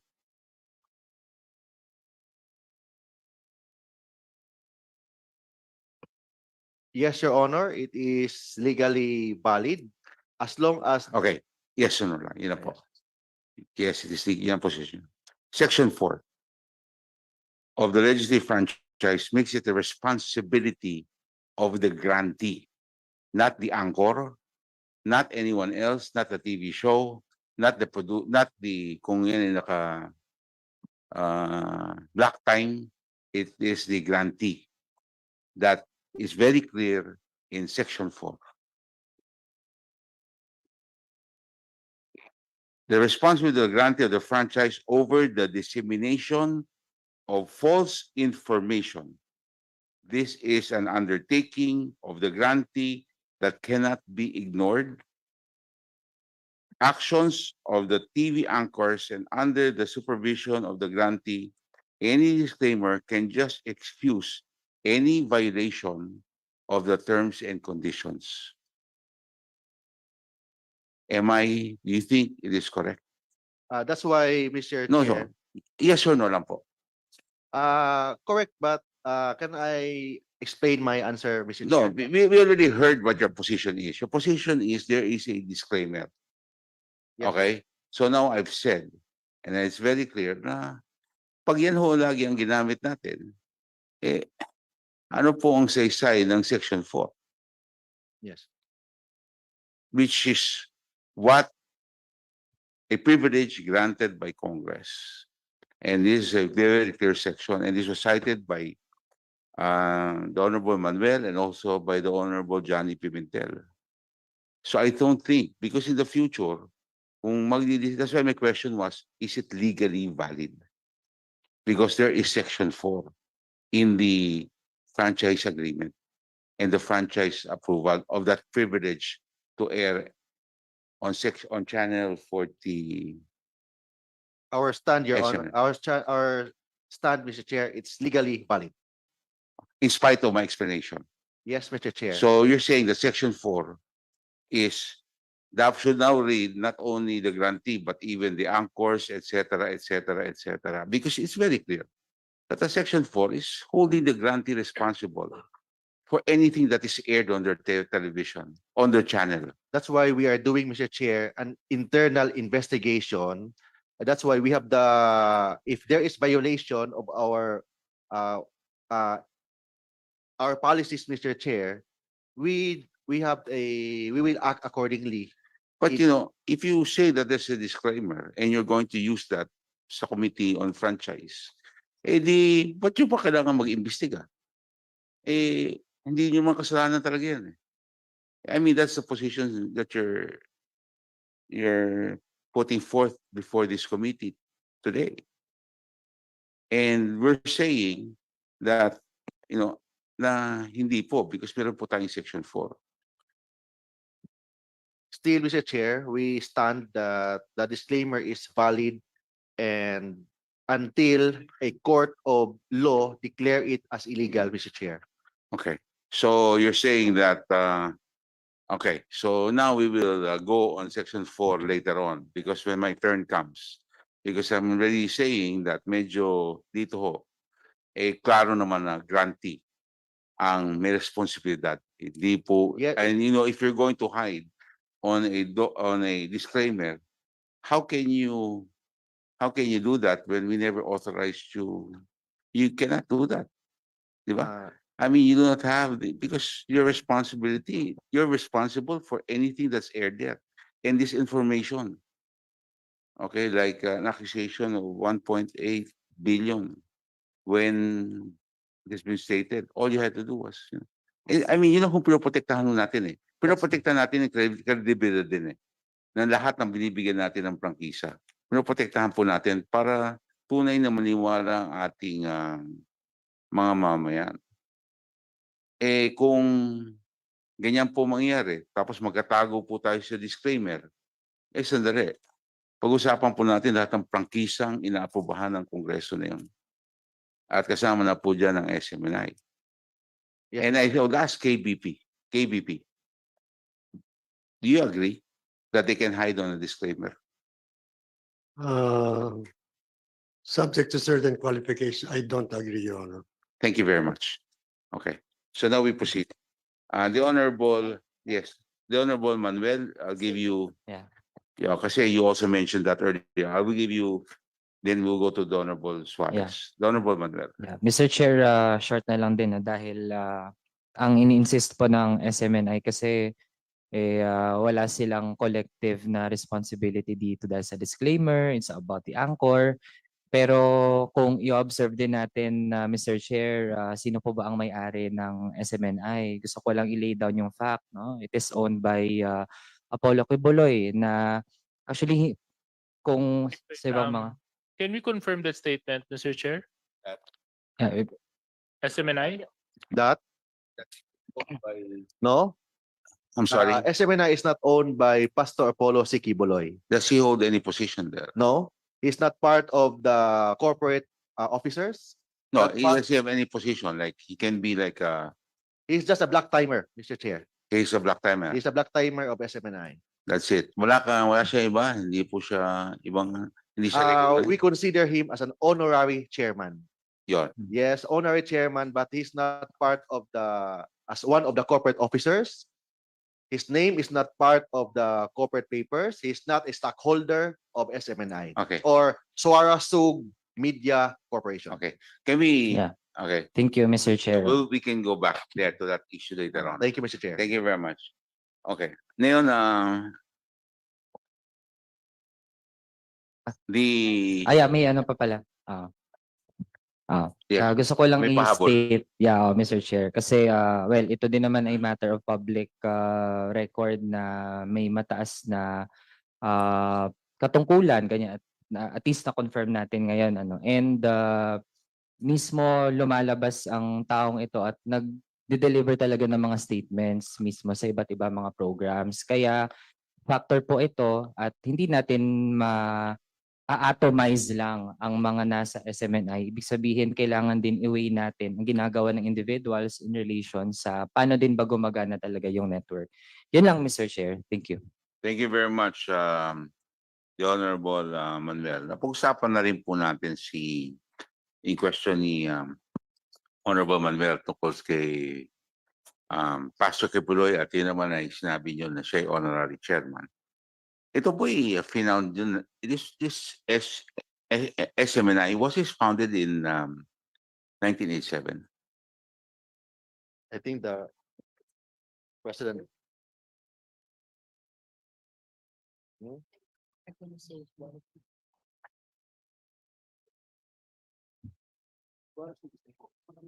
Suara Sug Media Corporation, Mr. Chair, was founded in 1987. Correct. Yes. As a legal operating name. Yes, Mr. Chair. And the products broadcasting service includes TV, radio, streamlining, and new media. Key Yes, Mr. products include SMNI, SMNI News Channel, and Sunshine Radio, correct? Yes, Mr. Chair. And this is owned by the Kingdom of Jesus Christ, correct? Not necessarily, Mr. Chair. No. Yes or no? No. No. No, Mr. Chair. So you're saying that the articles of incorporation is wrong? We have here an updated articles of incorporation, Mr. Chair. Okay.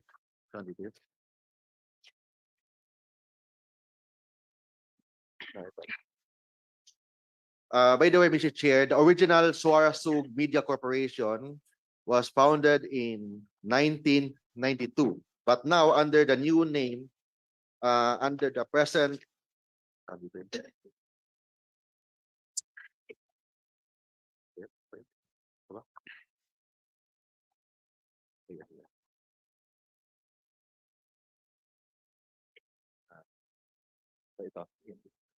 So the Suara Sug Media Corporations, Mr. Chair, the officers are, can I name the officers, Mr. Chair? Yes, please. Cristina San Pedro, Saan po based yan? Yung listahan. SEC, Mr. Chair, GIS, Marlon Rosete, Lodi B. Hia Ayang, Loris Nepomuceno, Hannah Jane Sancho, Ghislaine R. Ramos, Ananya P. Reyes, Mr. Chair. And the stockholders are the following, Mr. Chair. With 19%, Jesus Christ Workers Members Cooperative, 19%. 13%, Marlon Rosete. 46.22%, Phoebus Capital Holdings Incorporated. 53.46%, the Executive Pastor of the Kingdom of Jesus Christ, the name above every name incorporated. And 0% with one share, Hannah Jane Sancho.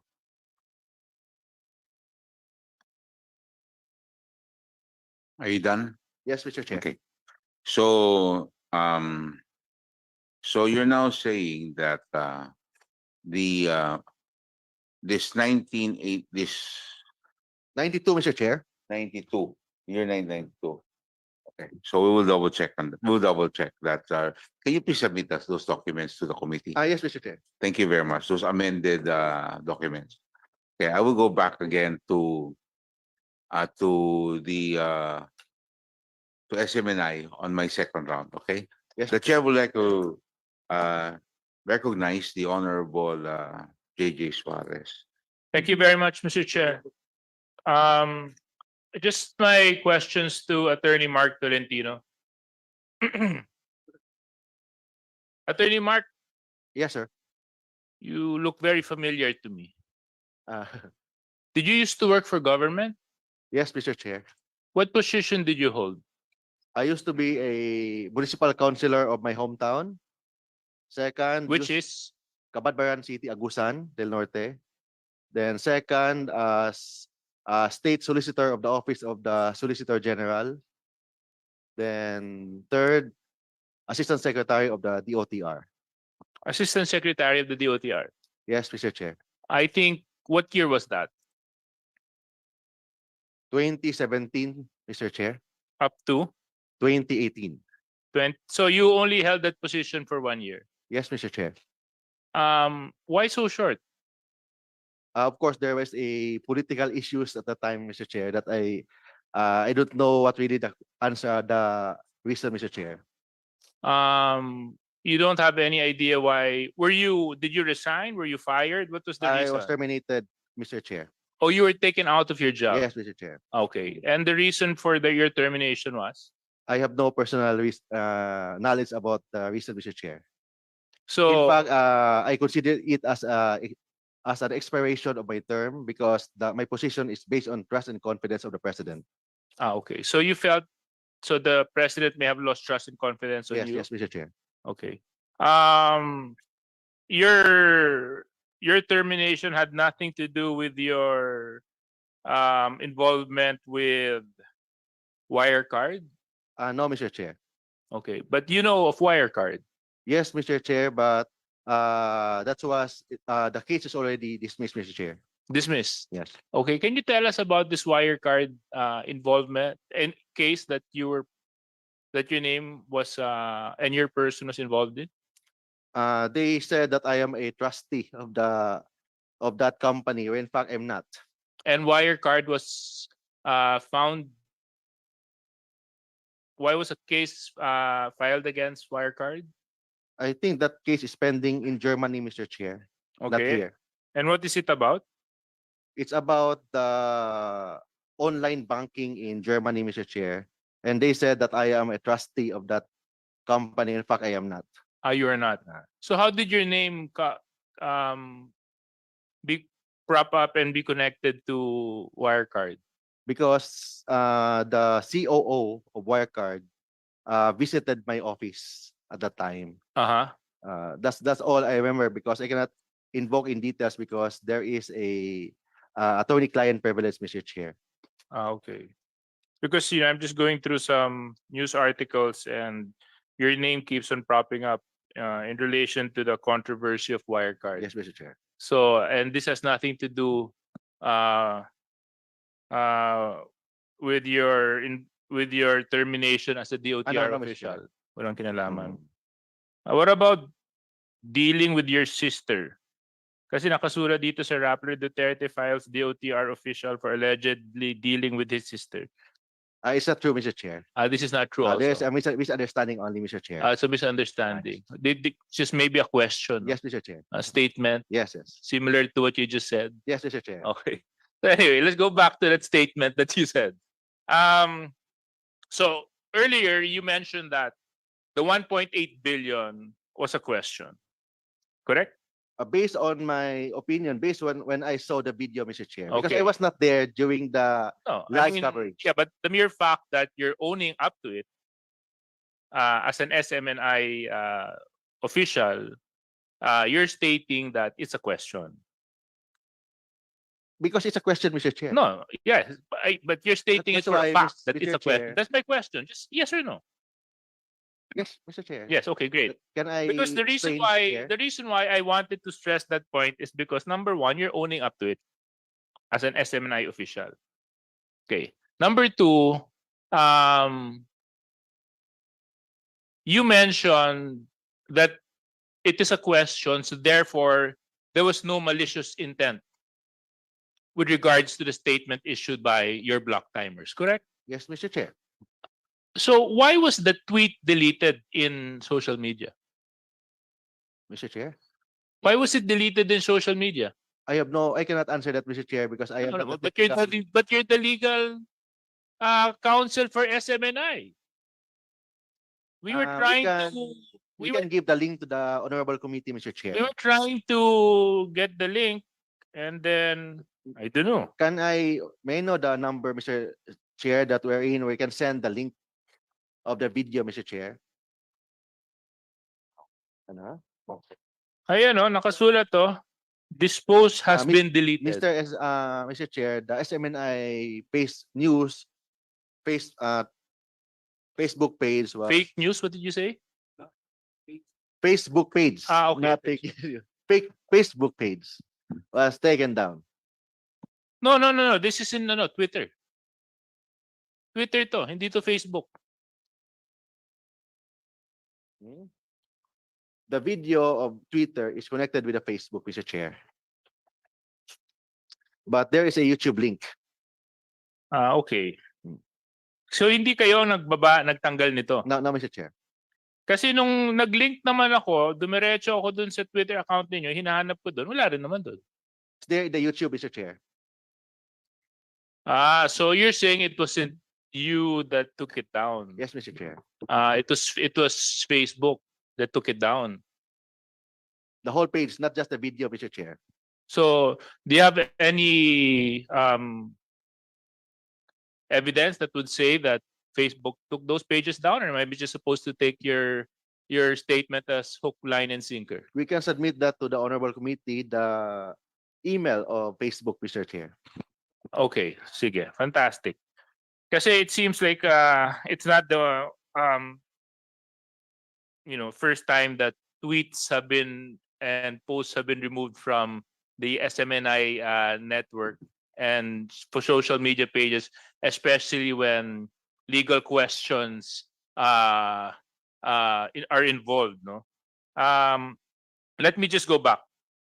So you mentioned that this show of Ka Eric and Dr. Badoy, is that correct? Yes, Dr. Badoy, Yeah. former USEC, Mr. Yes, Chair. okay. Naka-block time sila. Anong arrangement nyo sa show nila? Co-prod, Mr. Chair. Ha? Co-prod. Co-production. Co-production. So therefore, they are employees of SMNI? Talents, Mr. Chair. not Talents. Employees. Okay, talents. So would you care to share to this committee, as talents, how much are they receiving? I think,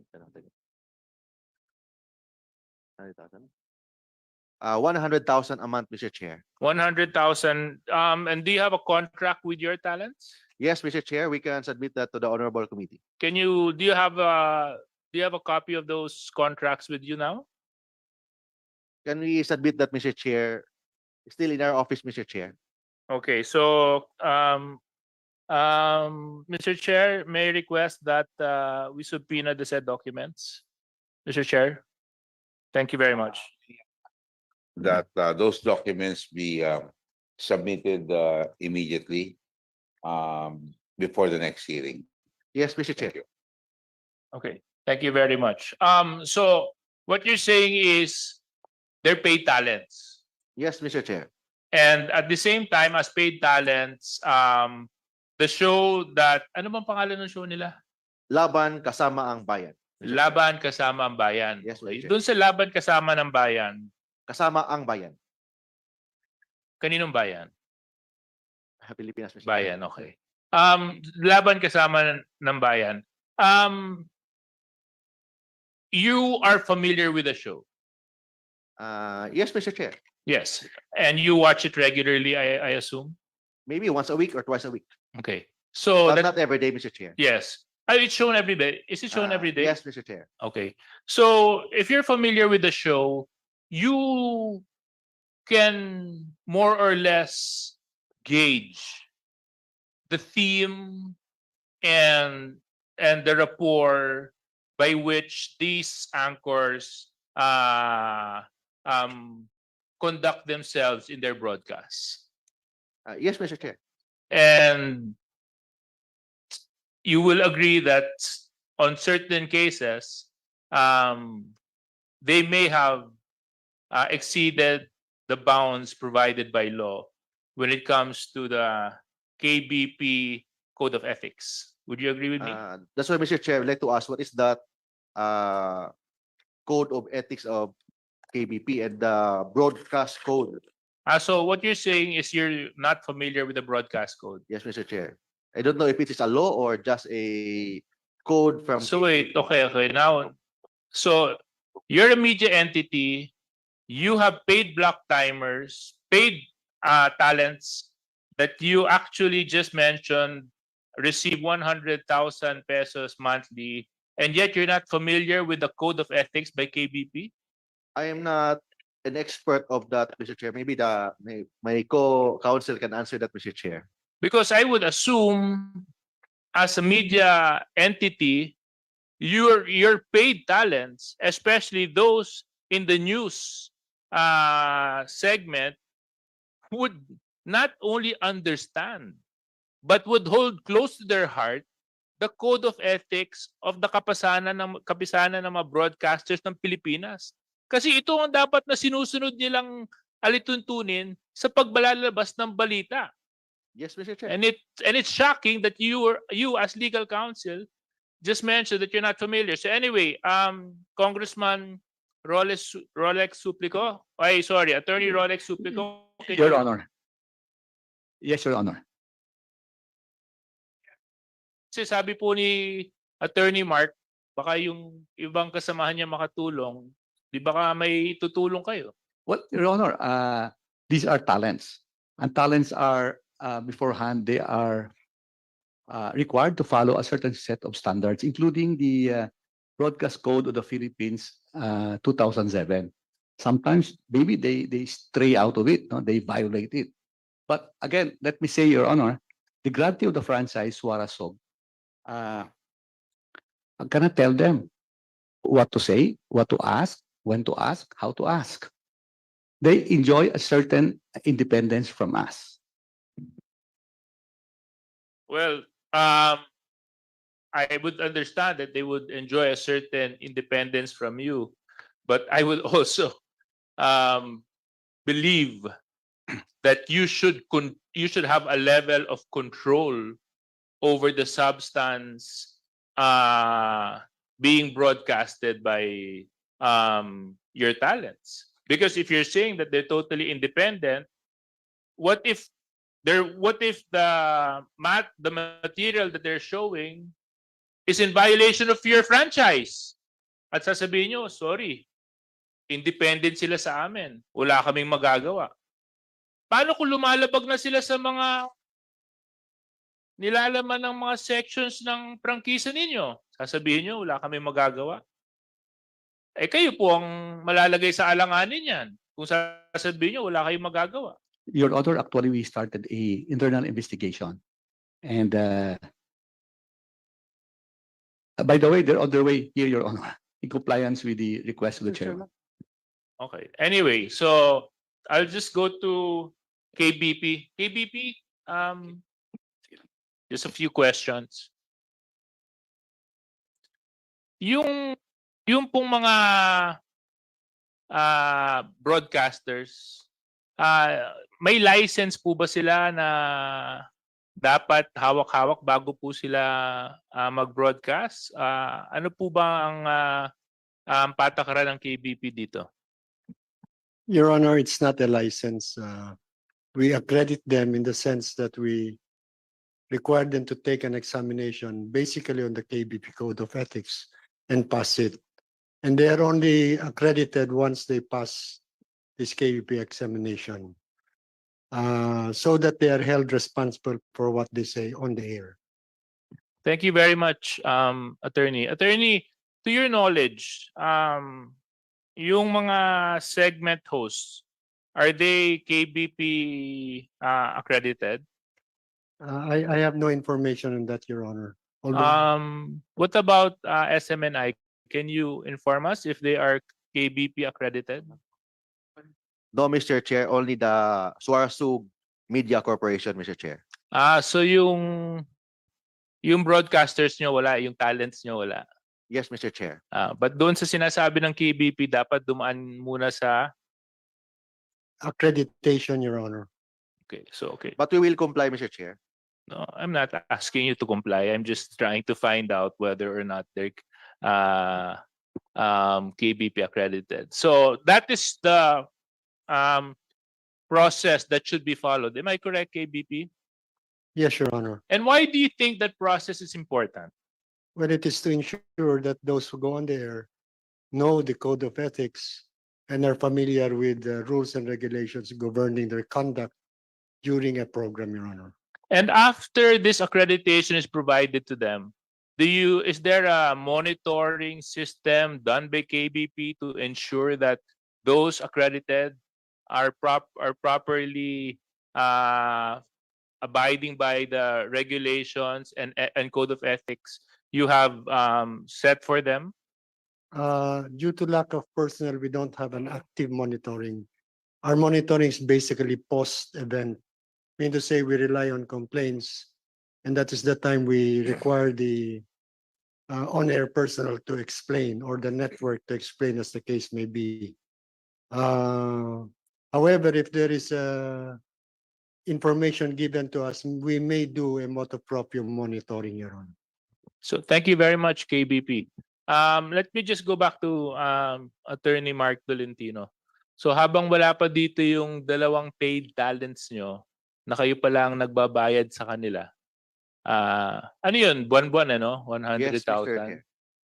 Ano yun? May BIR yun? Kompleto naman siguro sa mga Yes, Mr. Chair. taxes and... We complied all the regulations. Tatanggap din sila ng Christmas bonus pagdating ng itong buwan na to. We don't consider them as employee, Mr. Chair, but talents. Talents lang. Talents, So Mr. wala silang bonus, walang Yes, overtime per- pay. Yes, Mr. Chair. Okay. So anyway, so insofar as you pay them, you know, they will have some sort of employer-employee relationship. No, Mr. Chair. You don't. Yes, Mr. Chair. So what relationship do you have? They're just talent, Mr. Chair. They're paid per episode, Mr. Chair. So there is no such thing as control as one of the requirement to be considered that there's an employer-employee relationship. That's why we don't consider them as an employee, Mr. Chair, but mere talents. Yeah, mere talents that you have. And how long has this show been going? Ilang taon na? Almost 3 years, Mr. Chair. 3 years. So 3 years and yet no control. 3 years and yet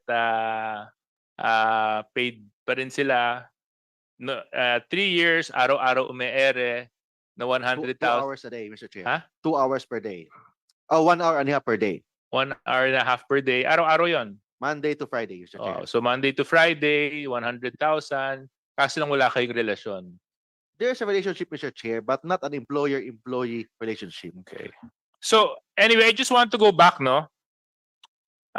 You mentioned that the reason why the Twitter link, your Twitter video was deleted was because it is connected to Facebook, correct? The entire Facebook page of SMNI were terminated by SMNI, Mr. Chair. By Facebook, Mr. Chair. No, but when was the termination of Facebook done? I think 2 days ago, 3 days ago. Last Saturday, Mr. Chair. Last Saturday. Yes, Mr. Chair. But the link I'm talking about happened last Tuesday. So, may I know, Mr. Chair, if what is the name of the page, Mr. Chair, so we can verify? SMNI. Because there we manage many pages, Mr. Chair. SMNI. There's SMNI, there is Twitter SMNI. is not linked to the Facebook account being disabled, actually. To state a fact. So what you're saying earlier, that the reason why it was deleted was because it was linked to your Facebook account, is totally false. Because Facebook is not linked to Twitter when in the disabling of accounts. But we cannot So open you might anymore. want to you might want to get your facts straight, attorney. We cannot open now the SMNI page since Saturday, Mr. Chair. In Facebook. In Facebook, But Mr. what I'm Chair. talking about is Twitter. Twitter. The Twitter is still there is still functioning, Mr. Chair, the Twitter. Eh oo nga, but yung posts nga, dinelete nyo. Ayun oh, this post has been deleted oh.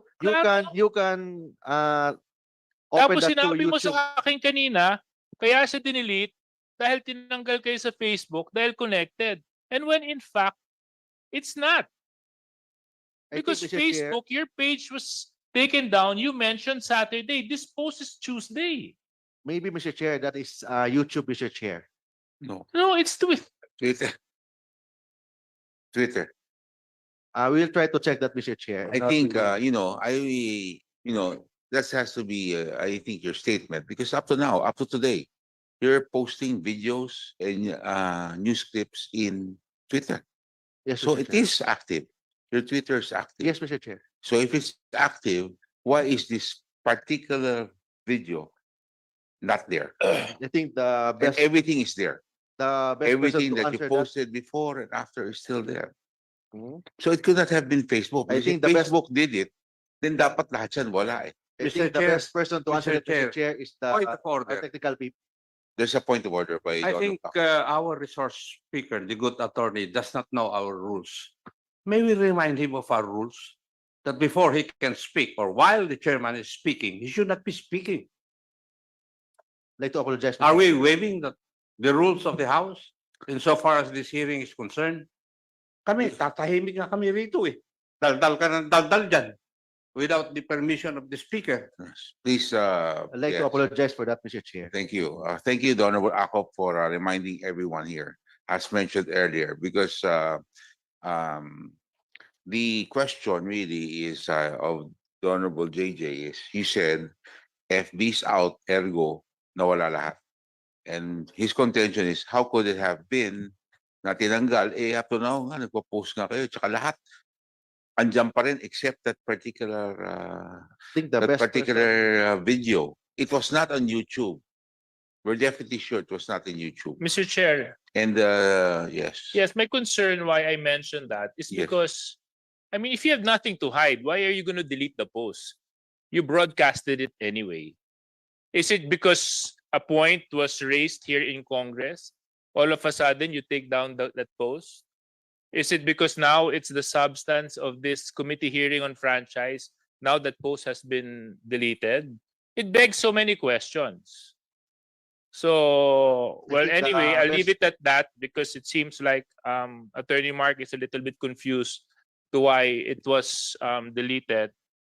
But I'm sure as members of the committee, we can come to our assumptions, no? I'll beg to, yes, Kong Joboy, and then Yes, thank you, Mr. Chairman. Go back to the Honorable Yeah. Suarez later on, but Honorable Just, Aquino is few recognized. questions Ovagusan in del regards Norte. to, also connected with the questions of Honorable Suarez. Yes, before we also have a radio station, and I have a little bit of experience programming, which is almost the same, but medyo level up na to ngayon, di ba?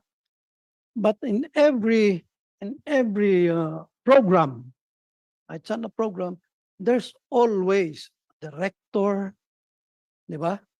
Magsasubmit ka kung ano gagawin ng bawat isa. Di ba? So, same sa inyo.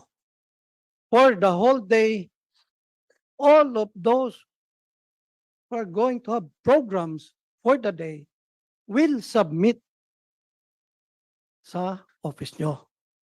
This program, ano bing kanina yung what's that? Kasama ng Laban kasama ang bayan. yeah, and other programs, no? And they're part of that sa submission. Sabihin nila kung anong gagawin, anong sasabihin nila, and what is the topic for the day. Di ba? Okay? So, now, kung sabihin natin, hindi nakita ng management, automatic violation yon. Na hindi kasama doon sa sinabi. Because kung nakita nyo na may sasabihin na ganyan, I'm 100% sure. Hindi kayo papayag. Di ba? Tapos ina-attack ng ano, without any valid na evidence. No? Earlier, it was already explained from the very beginning na ganito lang. And we will stand by that in Congress. So it will now be your word and our word. At mahirap ano yan because that's the truth. Now, earlier, na-mention nyo, 100,000 ang, di ba, bayad sa mga ano. Correct? Talent fee, Mr. Yeah. Chair. Talent fee. It's not a salary but a talent fee. Yes, talent fee or salary. You are both lawyers. Sa ordinaryong transaction, pagtatanggap ka ng pera na isang tao, always yan may resibo. Di ba? Talent fee.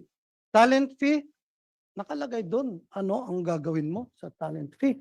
Your talent. What is your talent? Di ba? Oh, now, doon makikita kung anong gagawin mo sa programa mo. Your talent. Di ba? With that, Mr. Chairman, earlier, it was also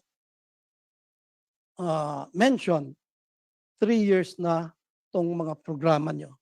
You know, programa, I would also like to, before I forget, I would like to ask, no, from SMNI, what is the difference between black timer and regular program? No? But I would also like to ask a copy of the first contract because 3 years ago pa to and the latest contract of all black timers and regular. So we will see, we will find out kung ano mga trabaho nito. Kasi medyo naguguluhan na kami. Etong hindi mapigilan kung anong sasabihin. Hindi naman pwede yun. Basta na lang sasabi dyan, tapos pagka may nasaktan, oy, sorry, ganyan na lang. Hindi naman pwede yun. Then it's time to go back sa franchise na binigay sa inyo. Hindi pwede magtago na lang dyan sa disclaimer na yan. Very simple lang po itong in-explain ko sa inyo. I am not a lawyer. No, but kung anong naiisip ko na tama, siguro yun ang ano. Simple lang. Hindi kailangan ng paikot-ikot. Gusto ko lang makita yung first na which was 3 years ago, is a request. And yung latest na contract ng lahat ng nagbibigay ng service sa SMNI or yung isang name ng company. Or whatever. We will comply that, Mr. Chair. We will submit all the contracts with respect to our talents about laban kasama ang bayan, Mr. Chair. No, not only one program. Yung ibang programs din. Yung mga programs. May Kasi know we what will see. We'll find out kung iba-ibang klaseng services as what you've said. Di ba? Then, lastly, have you ever signed contract as witness or as legal? Mga different contracts ng SMI. Yes, Mr. SMNI. Chair. Yes. Are you? Have you? Answer Yes, that. Mr. Chair. Yes. They have. Also with this, yung yung services. I am the legal counsel of SMNI. Same time, I'm also a host of one of program of SMNI, the Pinoy Legal Minds, Mr. Chair. Okay. Thank you, Mr. Chair. Thank you, the Honorable Jose Aquino II. May katanungan lang po ko. Ano pong posisyon ni Pastor Kibroy? Based on my answer, Mr. Chair, last question, he is our honorary chairman, Mr. Chair. No. Pero anong tawag ko sa kanya? Pastor Apollo C. Kibuloy. Is he also, what is the highest, I suppose? What Siya ho pinakamataas sa Kingdom of Jesus Christ. Siya po. No, Mr. Chair. Sino po pinakamataas po? The head of the executive pastor of the Kingdom of Jesus Christ is Marlon Acobo, Mr. Chair. Marlon. Brother Marlon Acobo. Okay. Siya po ang pinaka... Yes, he is the head, Mr. Chair. Anong tawag po sa kanya? Brother Marlon Acobo. Okay. So, ano siya? Pag sabi yung pinakamataas, siya po yung executive pastor o... Executive pastor of the Kingdom of Jesus Christ. The name above every name incorporated. Siya po yun. Yes, Mr. Chair. Si Brother Marlon P. Acobo. Acobo. Okay. Thank you very much. Mr. Chair? Yes, the Honorable JJ Suarez. Thank you very much. So I'll just continue with my line of questioning. Dito po sa ewan ko lang kung nabasa na sa inyo to, no? Republic Act 11422, no? Under Section 4, it's stated here.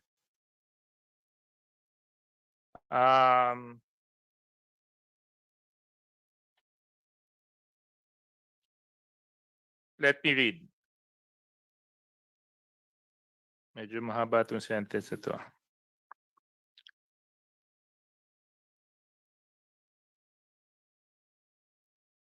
At all times, sound, balanced programming, promote public participation, assist in the functions of public information and education, conform to the ethics of honest enterprise, promote audience sensibility and empowerment, including closed captioning, and not use its stations or facilities for broadcasting of obscene or indecent language, speech, act or scene, or for the dissemination of deliberately false information or willful misrepresentation to the detriment of public interests, or to incite, encourage, or assist in subversive or treasonable acts.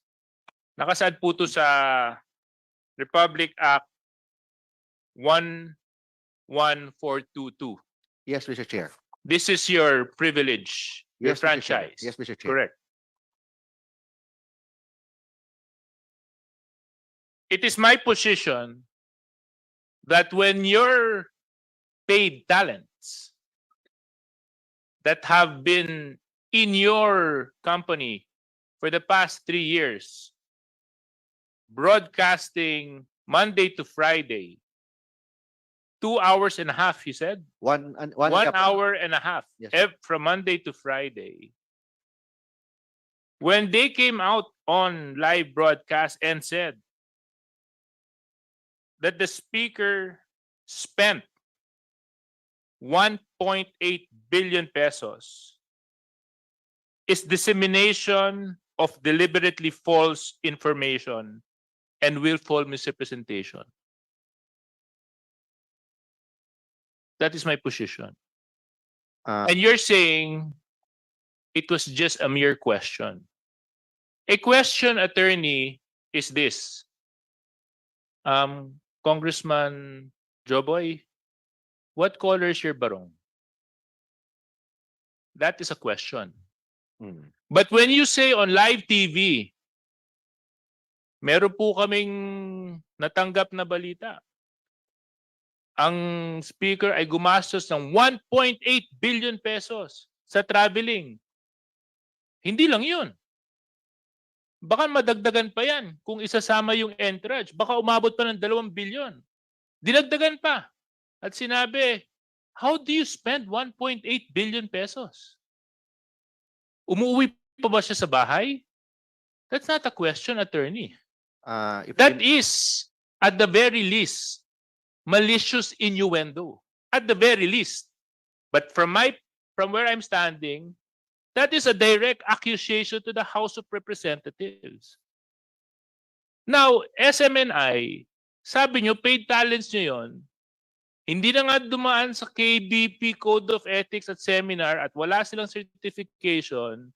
At alam nyo, yung manner kung paano nila kinokonduct yung sarili nila, eh at the very least, dapat pinagsabihan nyo sila. Tapos yan sinasabi nyo, meron kayong ginagawang internal investigation ngayon. Ongoing, Mr. Chair. But what is sad is the following day, they came out again on TV justifying what they said. Saying that what we said, dapat hindi kayo nasaktan kasi question lang yon. Di sana ang sinabi ninyo, yung nilabas po namin kahapon, ay yun po ay hindi po verified. Katanungan lang po yun. Kaya nyo po doon ay is a direct statement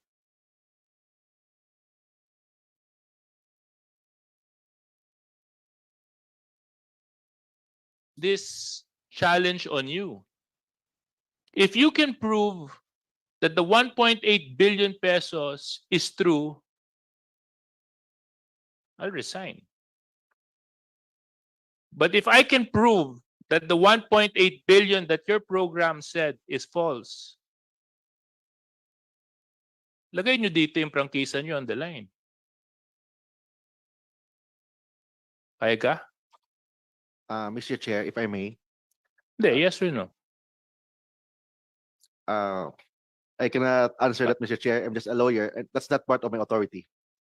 But before, Kasi lang, payag ka? no, no, Mr. Chair, Hindi. So kasi alam nyo nang alanganin. because I have no authority, Mr. Chair, to talk. Kasi alam nyo alanganin. Alanganin kasi yung statement ninyo. Nandiyan si Presidente. Yung President, Mr.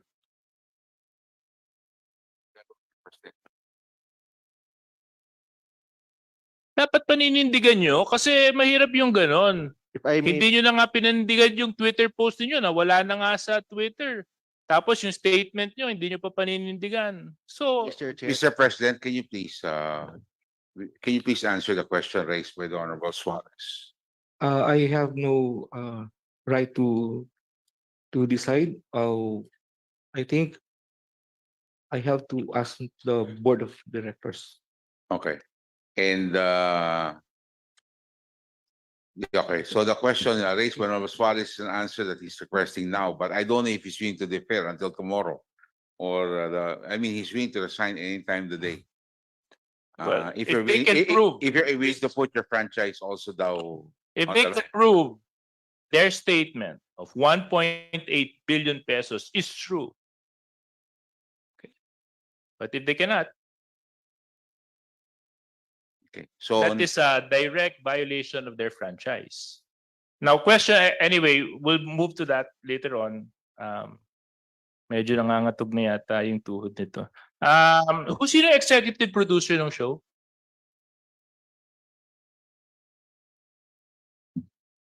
Miss Noemi Parane, sir. Who? Miss Noemi Parane, Your Honor. Is he here with us No, today? no. She's not invited. Is he within the vicinity? Can he be? Can she? Is she no? Can she be invited? Can she be invited? Yes, Your Honor. Okay.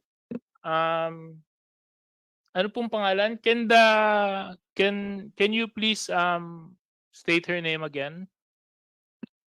I'm Marlon Rosete. Hindi po. Yung executive producer. Noemi Parane po. Ha? Noemi Parane.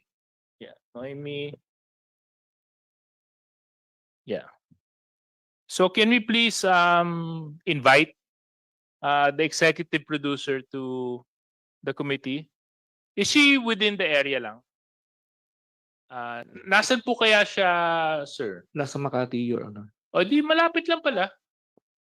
Baka pwede rin po natin maantay. Kasi yung dalawa yatang news anchor nyo, parating na, di ba? Parang nasa vicinity na po, Your Honor. Ha? Nasa vicinity na po. Tinawag, sinundo na po, Your Honor. Okay, fantastic. So anyway, I'll just reserve my other questions for my next round.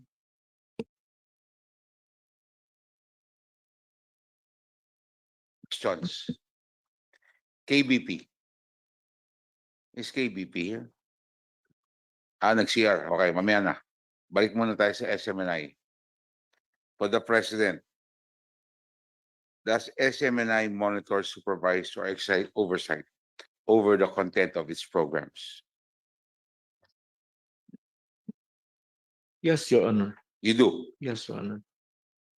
That's clear. So, in spite of the disclaimer, you're now saying that you have an oversight. Okay. Can you describe the extent of your monitoring, supervision, and oversight of your program content? We have a regular editorial meeting, How often? eh, once, twice a week, Your Honor. Okay. So, so when you say editorial meeting, the content is discussed. Yes, Your Honor. The content. But we cannot ask them what to ask, what to say. Correct. Yes, Your Honor. But the discussion of the budget of the speaker of 1.8 was discussed in your No, editorial meeting. no, Your Honor. So how did it come into the program? Paano na pag-usapan if the content is discussed in your editorial meeting? Random po yun, Your Honor. And do you think that that's in line with your policy and you allow that? No, that's why we have an ongoing internal investigation right now. How long does it take? It's been 3 days. I think I'm not in the position to answer. Maybe Eric Selix is coming also. He's coming, Who? the anchor. No, I'm asking how long will it take for you to investigate? Kayo ho nag-iimbestiga. Gano'ng katagal po usually yung pag-iimbestiga niya? Maybe until tomorrow, Your Honor.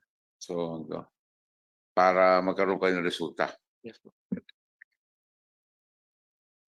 Even if you do not exercise editorial control over the speech of your anchors as you claim, don't you think it's your duty under your franchise not to permit unprotected speech during the program? Yes, Your Honor. It is your job. Yes. So if it was your job and you exercise editorial content, inamin nyo yan. Sinasabi nyo rin, duty nyo under your franchise is to make sure that unprotected speech is not disseminated. Trabaho nyo rin po yan. Yes po, Your Honor. So, ano pong parusa yan? Responsibilidad nyo para yan. So now, kung yan ay responsibilidad nyo, you're now saying that you're still hiding under a disclaimer. Inaamin nyo naman, responsibilidad nyo lahat yan. Responsibilidad nyo ang laman ng programa. Responsibilidad nyo rin na hindi sila magsalta ng hindi maayos. Ano po ang inyong, bakit po kayo hindi ko kayo pwede magtago sa disclaimer.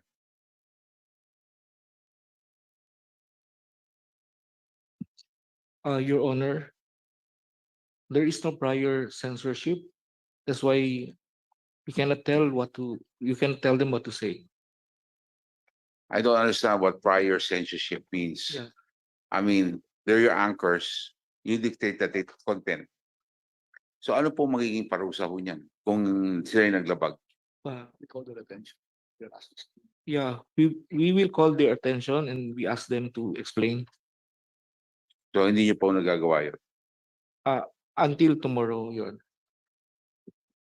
Honor. KBP, nagtataas po kayo ng kamay? Or Your Honor, I beg your indulgence. I was informed that you were looking for me when I went to the. Yes. Thank you. My question would be, they asked, they were saying that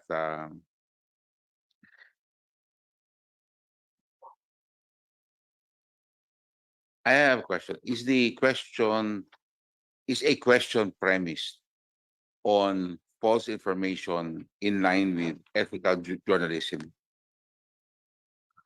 Your Honor, I cannot fully grasp the context, but a question can be premised on a false information to seek the truth.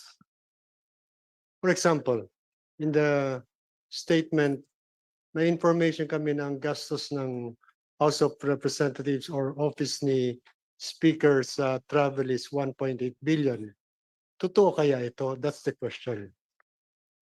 Or ano ang masasabi ng Congress dito? That's the question. But it doesn't give credence to the statement. But in the example given earlier, I think what he was referring to as the question was, umuuwi pa ba ito? Nagtatanong lang. That's a style of, that may have been the question being referred to. So do you agree that the other statement of 1.8 as stated by the Honorable Suarez was not a question? Based on what I heard, It is not. a it was question. not a question. Thank you very much. At least we're clear that it was not a question and it was a accusation as stated by the Honorable Suarez. Or an allegation, Your Honor. Okay, thank you very much. Thank you very much. Okay. Before we proceed, the chair recognizes the Honorable Busita of One Rider. Maraming salamat po sa inyong pagpunta. Okay. So we now proceed. We now have the presence, the anchor of the program. This is, can you please introduce yourselves? Laban kasama ang bayan. Pwede po papakilala po kayo. Good afternoon, Your Honors. I am Lorraine Marie Tibadoy, an anchor of the Laban Kasama ng Bayan. Yung Soday. Sir? Yung kasama po. Okay. Magandang hapon po sa mga kagalang-galang na kasapi ng Kongreso at sa komitibang ito. Ako po si Jeffrey K. Eric Celis, co-anchor po sa programa ng SMNI na Laban Kasamang Bayan. Maraming salamat kasi kanina pa kayo gusto ko usapin sa maraming pong katanungan ang ating Vice Chair ng committee at ang ating Deputy Majority Leader. We can now go to the second round of questioning. Mr. Yes, Chair, yes. with your permission, I think we have a resource person from MTRCB who had just arrived. Is MTRCB present? Oh, I'm Yes. sorry. And Dito si and bec- Attorney Pareha is here. Attorney, welcome ho sa inyong presensya ho dito. Good afternoon, sir. can I just request, Mr. Chair, that the new resource person that arrived, can they please be administer their oath? Oh, I'm sorry. Yes. Can we ask Attorney Pareha and the two anchors to please rise? And may I direct the COMSEC to administer the oath? Please raise your right hand. Do you swear to tell the truth, the whole truth, and nothing but the truth before this congressional inquiry? So help you God. Thank you. Thank you very much. Okay. The Honorable Vice Chair, Johnny Pimentel. Excuse me, Mr. Chair. Ano po yun? Can I request two anchor to sit besides? Di na po, dyan na po sila. So we can. Okay lang ho. Dyan na ho sila para ho, kasi may mga nakaupo dyan yata. Yes, the Honorable Pimentel. Thank you, Mr. Chair. We would like to thank Ka Eric and Yusek Lorraine for answering our request to attend this hearing. Alam na po ninyo siguro bakit na we are conducting this inquiry. It is with regards to your program wherein you allege na gumastos po ang Kongreso ng 1.8 billion pesos sa traveling expenses. Now, we're also here to determine whether SMNI is liable with regards to the violation of Section 4 of their franchise, disseminating unverified news. Ngayon, tinanong po natin, Mr. Chair, kanina sa mga legal counsel ng SMNI regarding this program at saka yung mga statements ng dalawang anchor persons, but unfortunately, they were not in a position to answer our questions. So nandito na po yung dalawang anchor person. Tanungin ko po kayo, sino po yung nagsabi na merong 1.8 billion pesos na ginastos ang Kongreso para sa traveling expenses, Mr. Chair? May I request the honorable committee members and the chairman to allow me to answer about the Yes. question. Ako po yung nagsabi sa forma ng pagtatanong mula po sa dalawang pinanggalingang impormasyon na pumasok po sa amin, particularly sa akin. And hindi po yung buong Kongreso ang tinutumbok ng pagtatanong na yon, kung hindi ang Office of the Speaker ni Speaker Martin Romualdez. So to give context to that, ini-interview po namin si former Presidential Anti-Corruption Commission Chairperson Greco Belica tungkol po sa 1.1 billion na allegation sa travel expenses ni Secretary Loizaga ng DENR. Live via Zoom siya. And then pumasok po yung unang impormasyon. Yung isang impormasyon ay unlisted number sa cellphone ko. Yung isa po ay kilala ko na source. At dati ko na po siyang nakakausap nung ako po ay nasa National Operations Command ng NPA. So matagal ko na siyang kilala at nagbibigay siya ng mga impormasyon noon nung ako ay aktibo pa sa NPA. So nagtutugma yung kanilang pagtatanong. Ka-Eric, kindly ask the resource persons, former Secretary Greco Belica, kung totoo ba na may 1.8 billion na umabot na expenses si Speaker Martin Romualdez from the travel. So ako po yung unang nagbungad niyan habang ini-interview namin si Secretary Greco Belica. At ang source ko po, ang isa ay unlisted number sa text message, pero tumugma po doon sa isang source na kilala ko. And yun po ang dahilan kung bakit kami nagbungad noon without any intent of malice or imputing any sign of disrespect to the Speaker of the House, because it is we presume it is part of our editorial authority and policy as well to open questions pertaining to public interest issues. And sinabi namin na sana magpaliwanag ito si Speaker Martin Romualdez or ang House of Representatives as a matter of our obligation under the editorial authority provided by SMNI sa mga anchors.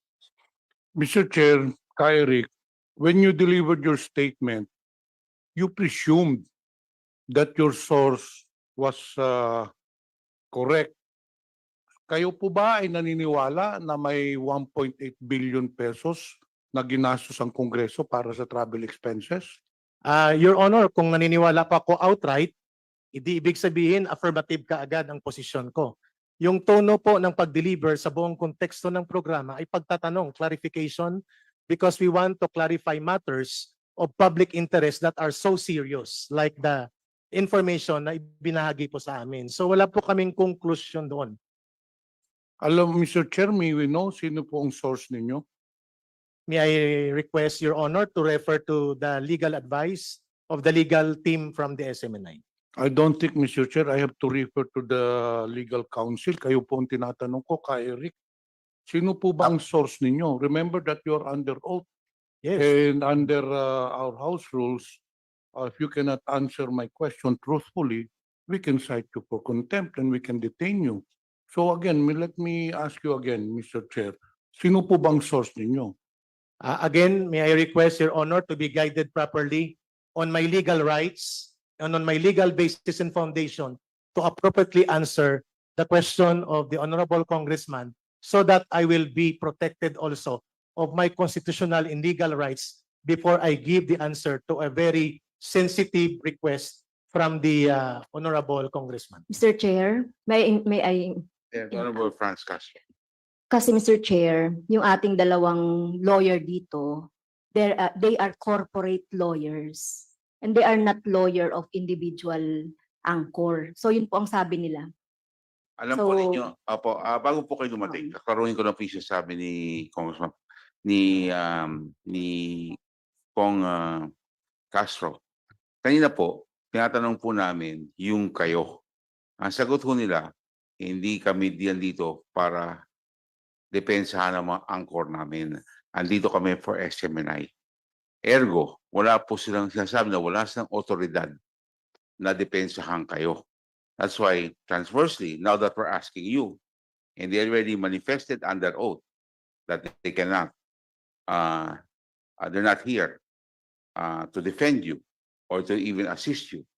Therefore, we're asking, and you will have to be very clear that the question of the Honorable Pimentel should be answered directly by you. Mr. Chair. Kasi po, pinag-usapan po natin klaro naman ho kayo kanina, 3 beses kami nagtanong sa inyo. Yes, Diba, Mr. Chair. 3 beses mo kasi, hanapin natin sa transcript, andyan Yes, yan. yes. Hindi ko kami nandito para depensa ng mga anchor namin. Katunayan, may disclaimer nga kami dyan Kung ano sabihin nila, wala kaming pakialam. Hindi yun siya sabi nyo kanina Yes, Mr. Chair. Diba? Oh, That's but our answer, Mr. that's right. Chair. Now that we've said that, Can I? we cannot entertain that request because you manifested that earlier. But for purposes of due Mr. process. Chair, again, Donald ulitin Bracco. ko, malapit na akong uminit ang ulo. I will move to cite you in contempt for not obeying our rules. Again, sorry for that, Mr. Chair. Kami nga tahimik na tahimik dito. Inaantay namin yung permission ng chairman. Oo. Ikaw naman, resource person dito. Daldal ka ng daldal. Thank you, the Honorable I'd like to apologize Ako. for that, Mr. Chair. Yes. So now, please answer the question of the Honorable Pimentel. Mr. Chair, again, may I ask Ka Eric, sino po bang source ninyo dito sa sinasabi ninyong gumastos ang Kongreso ng 1.8 billion pesos para sa traveling expenses? Your Honor, if I may respectfully be allowed to request the honorable body, this committee, since the question, I think, borders to my right about the protection of my source, as well as to my constitutional right, may I humbly request the committee, are my constitutional rights suspended in this committee hearing? Because it is my right, I believe, to have a legal advice on sensitive matters that require for me to be protected by my constitutional right. So without offense meant to the honorable members of this committee, may I be allowed to exercise the constitutional right for me to have a counsel to properly advise me on legally sensitive questions, which I believe may deem into the encroachment of my fundamental constitutional guarantee of rights in the Constitution. Mr. Chair, Is yes, the Honorable Akop is recognized. we as a body or individually are not suppressing the rights of Mr. Celis. We're just asking him a question. If he wants to answer so, he answers. If not, he tells us the reason why he will not be able to answer. Di po ba? Hindi naman namin sinusuppress yung right mo rito eh. We're not. We're just asking you a question. Now, if you prefer to answer it, do so. If not, then you say so. Why not? Thank you, Mr. Chair. And also, it's not infringing, it is not an incriminatory, di ba? It's not incriminatory, therefore you cannot cite the right to self-incrimination. Mr. Chair, aside from this and more than that, we are not conducting hearing under a court of law. We're conducting hearing in Congress. And I'm not very sure if you are entitled to a legal counsel. Hindi naman to kaso itong inaatupag natin. This is an inquiry in aid of legislation. And it's a simple question because what we are trying to determine here, Mr. Chair, ikaw yung sinabi ho ninyo, totoo ba yun o hindi? Based on the privileged speech of Congressman J.J. Romualdez J.J. Suarez, we would like to know, kasi baka naman tainted itong source mo, whether this was politically motivated. In fact, hindi ko nga alam kung bakit na pinalabas yung 1.8 billion pesos yung traveling expenses ni Speaker, when in fact, for your enlightenment, Yusek Lorraine and Ka Eric, Mr. Chair, andito po yung finance officer natin. Nandito po din kanina si Secretary General Velasco para madinigo lang ninyo to Mr. Bobby Maling.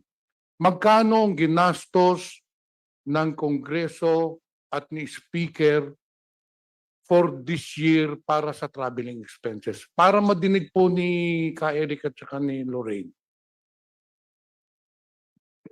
With your permission, Mr. Chair, for the office of the speaker, the total expenses for the travel is 4.3 million, more or less, Mr. Chair. And for the other expenses, for the other official expenses, it's 35.2 million, Mr. Okay. Mr. Thank you, Chair, Mr. Chair. it is very clear po, no, Ka Eric and Lorraine. Ang ginastos lang po ni Speaker Romualdez was 4.3 million pesos from January to October. Ang Kongreso was 35 million. So ang kabuuan po ng gastos ng Kongreso, including yung travel ni Speaker, was only 39 million pesos. Pero yung sa show ninyo, ang sinabi nyo kay Speaker lang ang binanggit ninyo, hindi yung sa Kongreso. So actually, it was only 4.3 million pesos. Napakalayo naman po doon sa sinabi nyo na 1.8 billion pesos. Hindi po kaya na ginagamit ninyo ang SMNI for a smear campaign? Because in the recent months, ilang mga shows, ilang mga programa ng SMNI was directed to malign, to attack Congress as an institution. Kaya po tanong ko, baka naman yung programa ninyo ginagamit na rin yan para atakihin ang Kongreso. Kaya we need to know yung source ninyo. Because if not, baka naman gawa-gawa lang ninyo na yung sinasabi nyong source, wala naman kayong source. Kaya ang gusto naming malaman, kung ito ba ay gagawa-gawa ninyo or according to you, there's a source. Because we want also to know whether SMNI is liable for the violation of Section 4 of your franchise. Sinasabi kanina ni Attorney Tolentino, meron silang disclaimer. But on the other hand, there is a conflict. But on the other hand, may disclaimer nga sila na wala daw silang pakialam so kung anong sabihin ng mga anchor persons. However, he said that you are talents of SMNI paid by SMNI. So meaning you're under control of SMNI. So that disclaimer does not apply. Mag-a-apply lang siguro yung disclaimer if you're a black timer. But according to SMNI officials, you are talents of SFNI. So directly, you are under their management and supervision. Kaya dapat, Mr. Chair, malaman natin yung source. O baka naman guni-guni lang ni Ka Eric yung source na yun. You have two sources, you said. Yung unang source, taga saan ba? Or from where? From media ba? From Congress? Mr. Chair, may I please say something first, Mr. Chair? Could I? The question is directed to Ka Eric. So can you please reply? Yes, Mr. Chair, I'm directing the question to Ka Eric because he said earlier, I asked both of them, sabi niya siya nagsalita nung sa 1.8 billion pesos. Gusto natin ma-certain, yung sinasabi niya may dalawang source siya.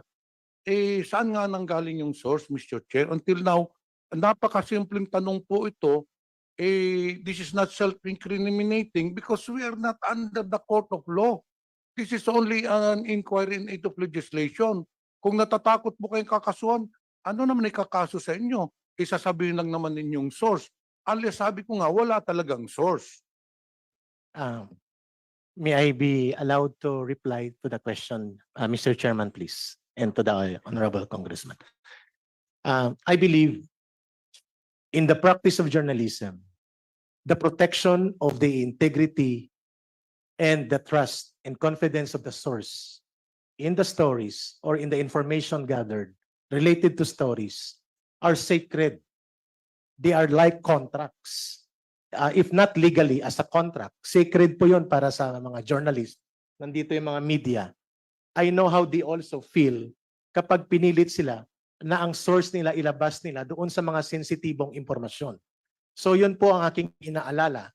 Dahil ang source ko na ito, Congressman Pimentel, sir, Your Honor, Mr. Chairman, matagal ko na siyang source nung nasa NPA pa ako. At wala po akong pag-aalangan na ang kanya mga impormasyon na ibinibigay ay tumutugma doon sa mga impormasyon na nakukuha ko when I was still part of the National Intelligence Unit of the NPA National Operations Command. So kilala ko siya. The other source, sinabi ko na po, Your Honors, ito po ay unlisted number. Dinilit ko siya, pero nagulat lang ko na tumugma sa isang source na kilala ko. And I had a meeting with him. May pinakita siya, ayun tuloy, na-reveal ang gender, na lalaki siya. I had a meeting with the source at may pinakita sa mga documents. Hindi kaagad kami nag-conclude because I have to seek audience and guidance from the Editorial Authority of Smni. But the question was posed immediately because the source texted us during the interview live kay former Secretary Greco Belhica. So nang kinausap ko siya, sabi ko we need the documents to sustain the discussion. So hindi po ito smear campaign or isang kampanyang orchestrated para sumira sa imahin at integridad ng House of Representatives. I believe sako po ito ng tamang paglulunsad ng press freedom at gawaing pang-journalist yung ginagawa namin dahil kami po ay naniniwala na public interest issue na magkaroon ng pagpapaliwanag sa pamamagitan po ng paghahayag na ito. Kagaya ng we are now very enlightened. Thank you so much, Your Honors, na sinabi po dito na less than 5 million pala yung expenses ni Speaker Martin Romualdez at yung buong House of Representatives ay nasa 35 million lang. So kung inilahad namin ito as a series of special report, we need vetting and verification dun sa source. Hindi ko po siya pwedeng ma-reveal because pag na-reveal siya, there were a lot of information na naibigay niya noon sa amin nung nasa NPA ako na pinagkatiwala niya sa akin dahil kami ay may mabuting relasyon tungkol sa secrecy of information. So kaya po ako humihingi ng pag-unawa ng body na ito na kapag ito po siya ay ma-reveal, eh baka maraming makakalkal na mga impormasyon na hindi na Mr. kailangan Chair, po. sinasabi kanina ni Ka-Eric na tumutugma. Kanina pa he's right, saying the word how many times yung tumutugma. Sa tingin ba ninyo tumutugma yung 1.8 billion pesos doon sa 4.3 million pesos na it is on record, it is a public document, we can release that to the public? Napakalayo naman. Ba't ka magsasabi na tumutugma? Eh wala namang pagtutugma yung 1.8 billion pesos to 4.3. It's a simple arithmetic. Napakalayo naman po. And then you said earlier, Mr. Chair, si Ka-Eric, sabi niya na binibet yung source. In this case, very clear, you did not bet your source. Paano naman yung sasabihin mong 1.8 to ano? Kung nagtanong lang kayo dito sa Kongreso, magkano ano, eh mas lalong tutugma doon ano, pero yung sinasabi mo yun, walang pagtutugma yun. That's way 1.8 billion pesos compared to 4.3 million pesos. Your Honor, if I may... Tsaka alam ko, Mr. Chair, kaya tinatanong namin ang source mo, baka naman politically motivated yan. Baka naman yung source mo ay isang politiko na gusto lang manira. As you have said, kailangan i-vet, but very clear, it was not vetted yung source mo. Paano magiging 1.8 billion pesos ang 4.3 million pesos? Sir, if I may... Ato tatanong ko sa iyo, Mr. Chair, you are part of media. Hindi kaya nasunog ka doon sa impormasyon na binigay sa iyo? Sir, may I reply? Yes, please? you may now reply. Thank you, sir. Baka na, with due respect kay Congressman Pimentel, hindi ko po sinasabi na tumutugma doon sa data na inirelease ng Finance Committee. Tumutugma yung source ko doon sa nag-text. Kahit review po natin yung record, naka-record po naman tayo lahat. Tumutugma, kaya ko binigyan ng pagkakataon na bigyan ng atensyon, Congressman Pimentel, sir, Your Honor. Tumutugma yung unang text doon sa ibinigay na information din ng source. Yeah, I know, I understand yung Mr. Chair. Sinasabi mo, kino-compare mo yung unang source mo doon sa pangalawang source mo. Sinasabing pareho, which is pareho silang mali. Yes, Hindi now, ba? if that was Ngayon, the Mr. data, Chair, yes. tanong ko sa iyo, aminin mo ba na mali yung impormasyon mo? Ngayon po. Yes, Mr. Chair. Yes, that's why we need vetting. Kaya nga hindi namin inilabas as a special report or news. It was a Eh, anyway, commentary Mr. Chair, question. It was a commentary sa question. very clear, it is on record, it is Yes. on the minutes, inaamin po ninyo na nagkamali kayo ng information ninyo dahil sa nasabi nyo 1.8 pero 4.3 lang. Now, since nagkamali kayo, are you willing to recant your statements and apologize to Congress? If that will heal the wound of the degree of an amount of insult that was forwarded to Congress, kung ganun pong epekto niyan, wala pong problema sa akin personally yon. Because trabaho po namin na kilalanin ang pagkakamali kung may pagkakamali.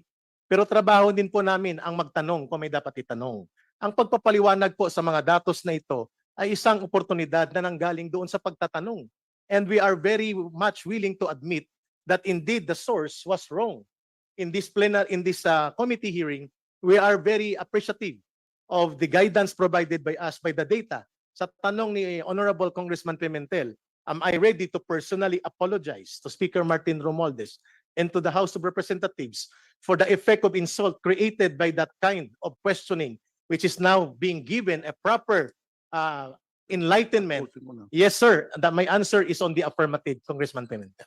Mr. Chair, Eric, let me very clear. The matter that we are discussing here is not a matter of insult. What we're discussing or what we are deliberating is what is the truth. Yung po hindi naman ibig sabihin na we are conducting an inquiry dahil na-insultong Kongreso, na-insultong institution. We are conducting this inquiry kasi lumalabas nga mali yung balita na pinalabas ninyo. Yun lang po naman ang gusto naming matuwid. Kung mali yun, you accept the fact na nagkamali po kayo. Because hindi lang ito yung cases na nangyari sa Smni. Earlier, wala pa po kayo. Si Attorney Domingo has already stated that there have been many cases that have been filed against SMNI. Sa pang-aapi nga, sa mga individual. So it seems that SMNI is going to that direction where it is being used, the franchise is being used to attack individuals. Yun, dapat hindi naman yun ang mandato ninyo. It is very clear in Section 4 that you should not disseminate fake news or unverified reports. And then, kanina nga, sinabi ni Attorney Tolentino that yes, there are many cases, but they have not been found guilty. It's not of a matter of being convicted, but rather, although it's true, wala pa hong guilty verdict yung mga kaso, but the fact remains that there have been so many cases filed against SMNI simply means that meron ho kayong mga violations. Simply means na marami na kayong inatake kasi kung wala, edi wala sanang kaso.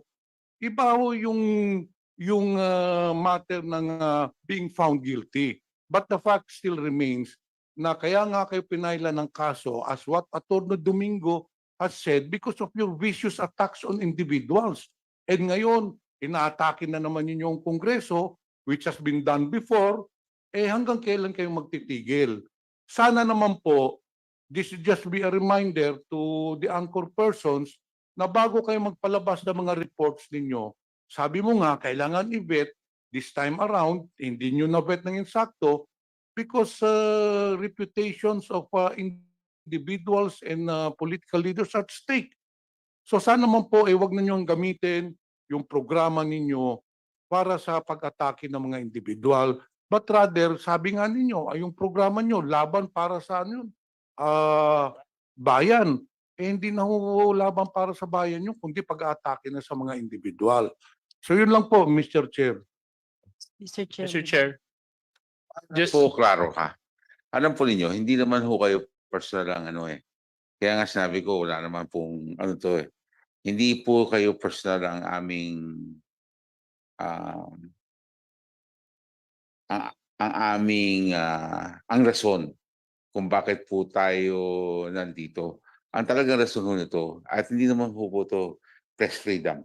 Ang ano dito, meron bang violation sa prangkisa? Yun lang ho to. Okay? Ito po ang punot dulo ng hearing na to. Okay? It's about, is there a violation of the franchise? Mr. Chair, Okay? Kaya po nasa committee kayo ng legislative franchise. Okay. Mr. Chair. Yung katabi ho niya wanted to speak, May I? Ma'am Yes, just Lorraine very Badoy. briefly You lang wanted po, to sir. speak. Yes, Mr. Chair. You have the floor, ma'am. Yes, Mr. Chair. Thank you so much. Thank you, ma'am. I just want to respond to the Honorable Pimentel when he said that there was Yeah. might be a smear campaign against Congress. And that's farthest from the truth po. Kasi me personally, my father was a congressman for a very long time. I was a very young girl when I ran the whole, dito ako tumatakbo, dito ako lumaki po sa Patbatasan when I lost my mother when I was very young. So this place is very dear to me, as well as the work of the people in Congress. So walang-wala po yan sa isip namin, lalo na sa SMNI. At saka po, buo yung tiwala namin sa institusyon. At yun yung siguro gusto kong mawala sa isip ninyo na hindi po, walang katiting na katotohanan doon. Punong-puno kami ng respeto at admiration sa trabaho ng Kongreso. Alam namin yun. At yung pangbababoy na ginagawa sa Kongreso, aware po kami dyan. Aware na aware kami at kasama ninyo kami sa paglinis ng Kongreso. Yun ang adhikain ng SMNI. Kung kaya't ginagawa namin ito at kung kaya't ako'y nagpapasalamat sa napakalinaw na sagot na binigay nyo ngayon na 35 million lang pala at saka 4 million lang pala. So maliwanag na there are really people in our country who are out to destroy Congress. Alam na alam po namin yan, sir. Hindi lang ang Kongreso, kundi ang buong bansa. Alam po namin yan. At sa SMNI, ang totoo po ito, hindi po pera ang motibasyon namin kung hindi pagmamahal sa bayan. Alam ko na halos non-profit na yan.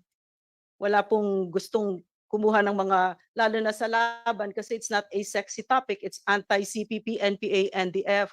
And that is our dream to finally rid of our country of those communist terrorists in our country na nagnakaw ng mga anak namin. So dumudulog kami sa inyo na isipin niyo naman na kami ang partners ninyo dito kasi yun po ang katotohanan.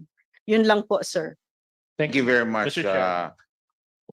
The Honorable Suarez is recognized. I just want to go back to Ka Eric.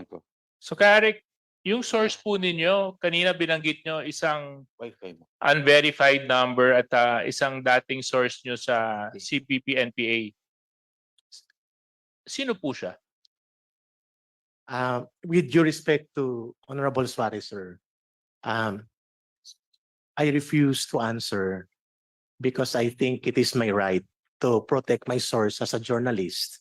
And since it is very clear that the source failed to authenticate and validate the information provided for us, as per revelation in Congress right now, Congressman Suarez, Mr. Chairman, sir. So it means that it will be between us and the source already to talk. And I do not see any need to reveal him because he had helped a lot as a source in my previous operations. And the other source you mentioned is an unverified Unlisted number. Yes, sir. Unlisted. Unlisted. Do you still have the text active? No, I'm trying to retrieve. That's why I was trying to check the message box. Wala na po, sir. Hindi ko siya na save na. And So what you're saying is one source is an unverified number and the other source is a previous source. Yeah, previous kasamahan mo sa CPP-NPA. Sorry, Your Honor. Hindi siya CPP, NPA, NDF, pero nakakatrabaho po niya ang unit namin sa National Intelligence ng NPA. At siya po ay isang pribadong mamamayan. Opo. Right now, I will wait for the advice of the council to reveal kasi matitrace siya, sir. Pag sinabi ko kung saan siya ngayon. Well, look, we need to if you're gonna be secretive about divulging information, it puts question on the validity of your statements. Because now you're hiding the truth by, all sorts of layers and layers and layers of reasons. It's just a valid question. Who is your source? Yeah. Because if your source, excuse me, ma'am, excuse me. Sino po kayo? Yeah, but we need to take your oath. So I suggest that you, Yeah, I'm sorry. yeah, thank you. Can we be informed who that lady in brown is, Mr. Chair? Ano po pangalan? Ana. Mapakikuha lang yung pangalan niya. Thank you. Tsaka anong posisyon niya. Kasi if she wants to be recognized, she can get a seat and speak. Yes. Okay, thank you. Okay, anyway, so Eric, going back. So, yung source po ninyo, isang taong hindi nyo kilala kasi unverified yung number. Tapos yung isa dati yung kasamahan at pinaghuhugutan ng impormasyon. That is correct, Your Honor. Ang lalaking ito, sinabi nyo lang na lalaki. May him. Oo, nakita di umano kayo at may dokumento pinakita. Yung dokumentong yun, nasa na po yun? Nasa kanya po. Nasa kanya. Kasi sana magkakaroon pa ng next meeting. The meeting was already overtaken by events dahil po sa investigation na ito. Saan po kayo nagkita? In a private place po. Malapit lang po sa area kung saan din po nakatira siya ngayon. Malapit lang po sa area kung saan Nasa Maynila lang siya po, sir, ngayon. Okay. No, I mean, you can give it, you have to give more validity to your statements. I mean, you were so quick to mention 1.8 billion, but now when we're talking about specifics, now you're starting to become, for some reason, evasive. So, my question is, when did you see your source? Mr. Chairman and Honorable Suarez, sir, kahapon lang. Kahapon kayo nakita? Because he texted the message. During the time na ini-interview namin si former Secretary Greco Belica. So kahapon kayo nakita? Kahapon is Wednesday, right? Wednesday. Kaso lang Tuesday ako nag-deliver ng point of personal and collective privilege. Yes. Monday, nyo pinalabas yung show. Tama po. Tapos kahapon lang kayo nagkita. Kasi kahapon lang siya available. He came from the province during a travel. Okay, so kailan naiabot sa iyo yung dokumento na sinabi mong pinagbasihan mo ng 1.8 billion? Ipinakita niya lang po, maraming mga documents yun. Hindi Kailan lang po. yun? Kailan yun? Kahapon. Hindi ko maintindihan. You said on Monday night, was that a live broadcast or a tape? Live broadcast. It was live broadcast where you stated that the speaker spent 1.8 billion. As a question, please, sir. Yeah, no, it was a statement. We can debate later whether it is a statement, but okay. You mentioned 1.8 billion on Monday. What was the basis of the 1.8 billion?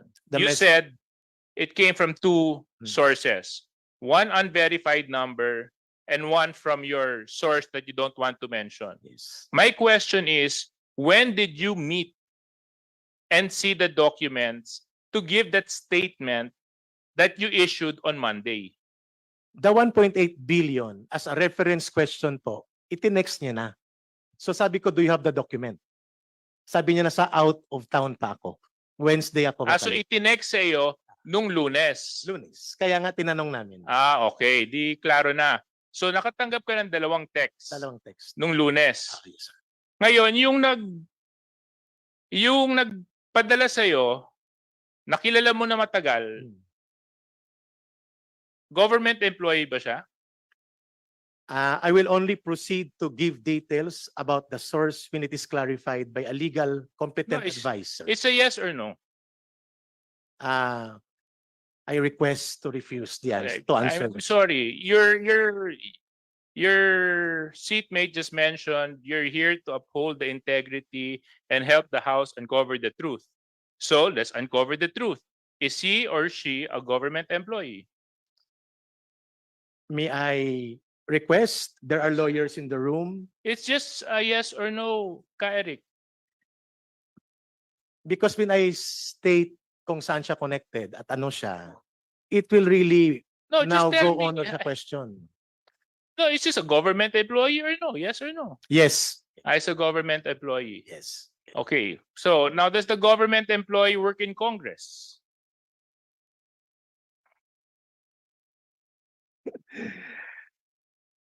No further answer about that, sir. No, it's yes or no. Does he work in Congress? No, sir. No. No. Okay. Because in your statement, you said, based on my source in Congress, gumastos si Speaker Martin Romualdez ng 1.8 billion pesos. Sinabi mo, based on my source from Congress. And you just said now that he is not an employee of Congress. Lower house? No. Huh? Congress is two, Senate and lower house. Not from the lower house. Congress is composed of two houses, lower house and Senate. So wala po sa House of Representatives. So what you're saying is sa Senado. Obviously. Diba?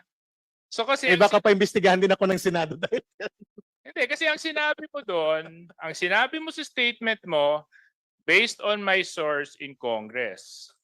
And you just said, na your source is not in Congress. Oops, Senado pala. Because I was thinking Congress is the lower house. Yes. But now I am very clarified that when you are So going to be now we're particular, starting Senate. to see a pattern, ka Eric, that when you issue statements, we need to go through a process of filtration and clarification before we can actually get to the real truth. And that is a processor of proper discussion that requires interaction with the source, with the delivery Which of information. unfortunately is not proper in media practice. Well, I respect your opinion, sir. Did you undergo a KBP seminar? And are you a verified member of the KBP, Eric? Personally, sir, I am not a registered kapisanan ng broadcaster member, but I do not see it as a requirement for me to be a broadcaster. Yeah, so therefore, you did not undergo the seminar on the Code of Ethics. But I read it. No. And I understand how it is contented. Answer lang, yes or no. Yeah, there was no seminar held about that question of Honorable Suarez. So you did not attend the seminar. You weren't given any verification from the KBP? Personally, I was not given any Because meron certificate. po sa Code of Ethics na sinusunod. At doon po sa Code of Ethics na sinasabi nila, babasahin ko lang po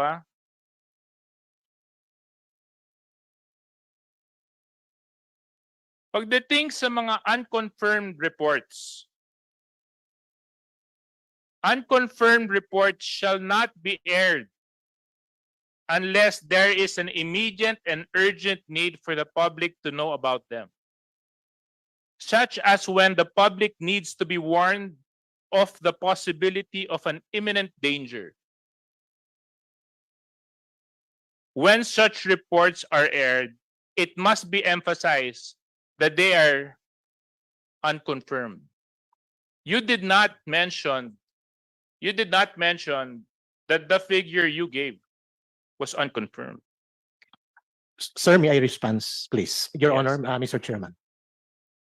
3 beses ko pong binalikan yung episode na binabanggit ni Honorable Suarez. We did not conclude, we did not insist that gospel truth yung information. What I said there is we are going to verify from Congress, from the office of Speaker Martin Romualdez, and we are calling out that kind of notice because we know that we need to follow up on the report and information, but because it was aired as a context reference to the interview of former Secretary Greco Bilica pertaining to DNR expenses on travel, biglaan po siyang lumusot doon sa pag-uusap na yun. So then there's responsibility on your part, Ka Eric. Kasi kung may ganyang kalaking numero, at the very least, dapat sasabihin ninyo or dapat tinanong nyo muna yung House Secretary General. Ang laking number nun, ha? Yeah, 1.8 billion. 1.8 billion. At kung sino mang ordinaryong mamamayan ang makakarinig mula sa telebisyon na gumastos ang speaker ng 1.8 billion pesos, nakakapanira po ng puri yun. Kaso lang, you were blatant enough to come out on TV and say it straightforward. And the discussion was, and if I remembered it right, sinabi mo, tapos sinabi po yata ni Yusek Badoy, how do you spend 1.8 billion pesos? That's such a huge amount. Siguro hindi na umuwi yan sa bahay. At tapos sinabi mo pa, dinagdagan mo, at base sa source ko, hindi lang 1.8 billion to. Kasi kung isasama mo ang entourage, aabot pa po to ng 2 bilyong piso. I So agree to that. Yes, that is not a question. But the context should be factored in, sir, Your Honor. No. That is not a question. Of course, that is your valid observation. I will respect. That is a clear statement because if you wanted to pose a question, you would have said, we have an unverified number and this is not confirmed. And we want to seek clarification on this. And before we throw this number out, because it is so huge, we will first seek the guidance or the certification from the House of Representatives. Kaso lang hindi po eh. Nilabas nyo eh. Na ang tanong ko, KBP, nandito po ba kayo?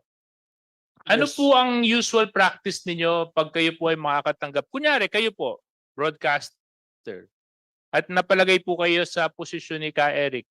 Meron po kayong isang source na talagang nagbibigay ng mga balita sa iyo, tapos may isang number na nag-text sa inyo.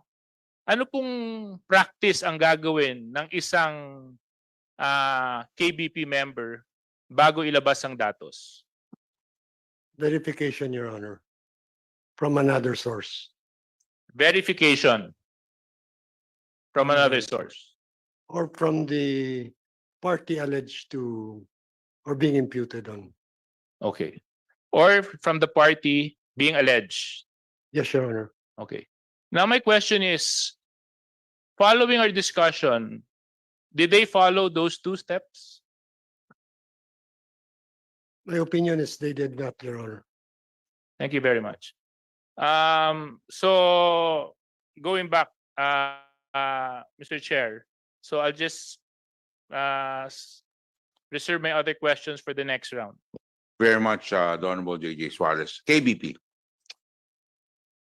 Hindi po siya nag-seminar sa inyo. Hindi po siya membro ng KBP. Tanong, hindi din siya dapat tumunod dun sa broadcaster. Is he bounded by the broadcaster's code? Well, since he is not accredited by the KBP, there's no direct authority of KBP over him. However, the authority is over the network, who is bound to use only accredited members. So you're now telling me that that is a violation of the rules of KBP. That's correct, Your Honor. Thank you. That dapat ang anchor personnel ay accredited. All persons who go in there and a member station must be accredited by the Is that clear with all franchisees? all members of KBP. All members of KBP? That's very clear. That's a given rule, Your Honor. And this has been there for quite some time, that rule. Since the beginning of KBP 50 Which years is when? 50 years ago, Your Honor. 50. Thank you very much. Okay, the Honorable Romeo Acop is recognized. Thank you, Mr. Chair. Kanina pa po ako nakikinig sa mga tanong at sagot eh. And I would like to thank the Honorable Castro for giving me her slot. Kasi mula pa ako kanina umaga dito, Mr. Chair, dahil nag-hearing kami sa Committee on Transportation ng 9 o'clock. Now, going back to Madam Yusek Badoy, tama po ba yung pagkarinig ko na hindi po kayo, yung programa po ninyo ay hindi po programa ng paninira ng puri ng isang tao? Did I hear it right? Yes, sir. Mr. Chair, yes, you heard it right. Yeah. Meron po ba kayong YouTube account? Ako po, sir. Mr. Yes. Chair, ako. Meron, Mr. Chair, pero hindi ko halos tinitignan. Kasi sinong nagpo-post nito mga pinapadala sa akin? For example, Lorraine, Mariti, Badoy. SMNI is being silenced because of the current alignment of the speaker with the terrorist CPP, NPA, NDF in Congress. Our Facebook page has been taken down again. Our right to free expression is the bedrock of democracy.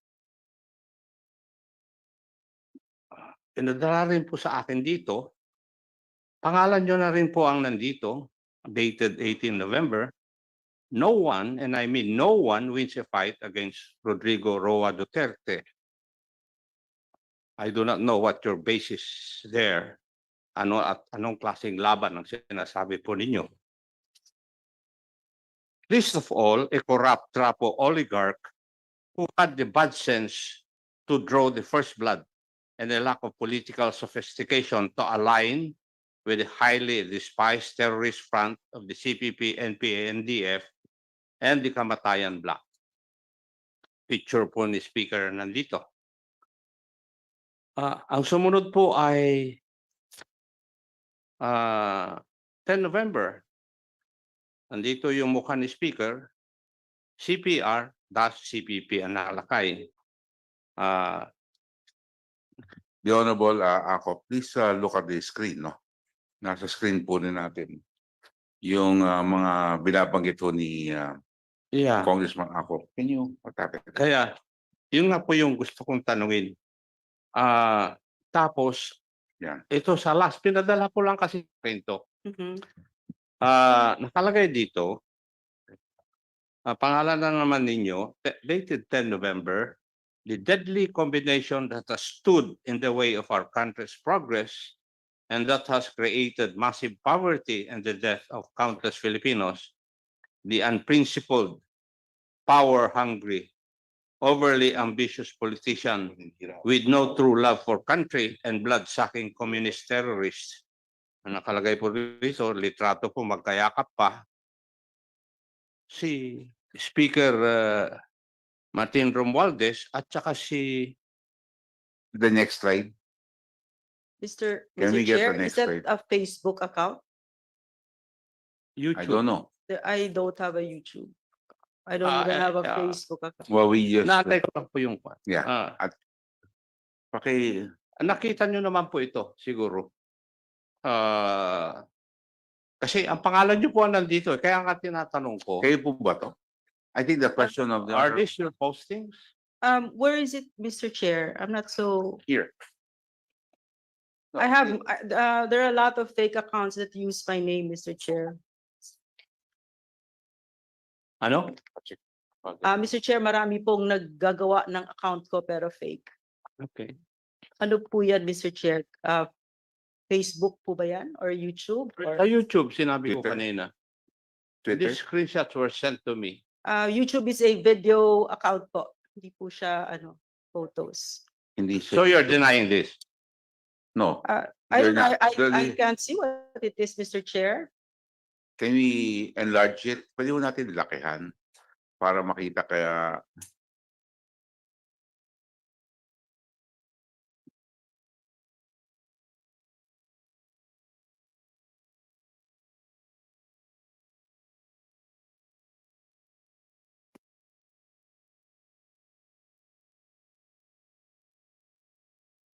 Facebook.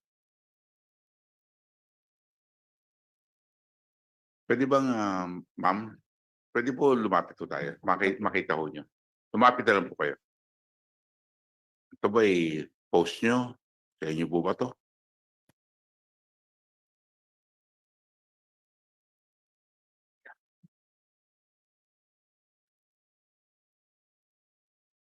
Yung Twitter. Kwan, magkayakap si Kwan, Twitter. si Franz at saka Hindi niya ko.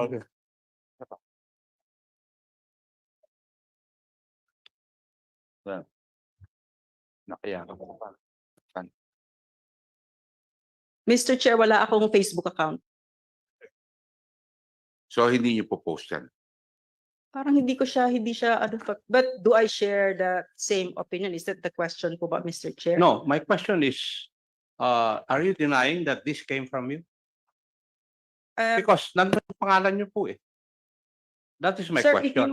if you search me kasi sir My sa, question is answerable by yes or no. You can deny it or you can affirm it.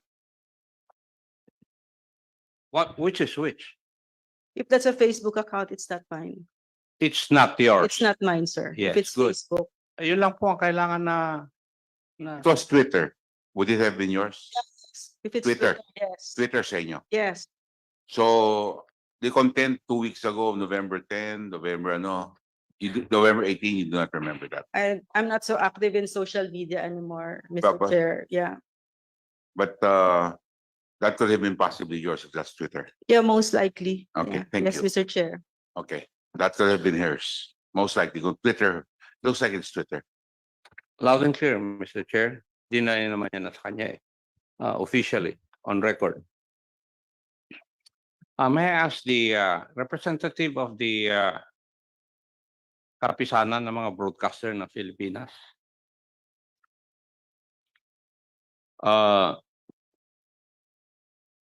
Did I hear you right that Mr. Celis is not a member of the kapisanan?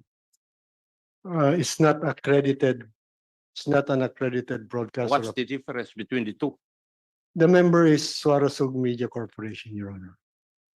The So- members of KBB consist of networks. Okay, so he is not accredited as an official member of the kapisanan ng mga broadcasters na Pilipinas. Tama? Yes, Your Honor, that's a way of putting it. Yes. And did I hear it also right na ang membro ay yung network? That's correct, Your Honor. And therefore, if the network is a member of the kapisanan, it is bound to follow your code of conduct or code of ethics? That's correct, Your Honor. There. Now, and therefore, if we follow your logic, if the network is bound by the code of ethics or code of conduct of the kapisanan na ng broadcaster ng Pilipinas, then they should abide with the provisions of the code of conduct. Tama po? Yes, Your Honor. Yes. Now, after hearing all the discussions, the questions and answers this afternoon, would you say that they have followed the provisions of your code of conduct?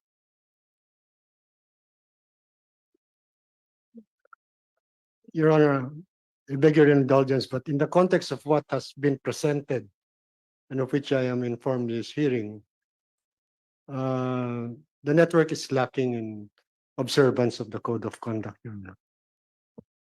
We go to section 3, fairness and objectivity of your code. It says in paragraph 3A, news reports shall be fair, factual, and objective. I refer to the term factual. May I know your definition of what factual is?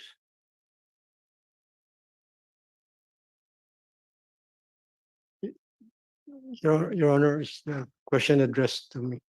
Yeah. The You're factual still the means- one being asked. Floor. Thank you, Your Honor. KBB.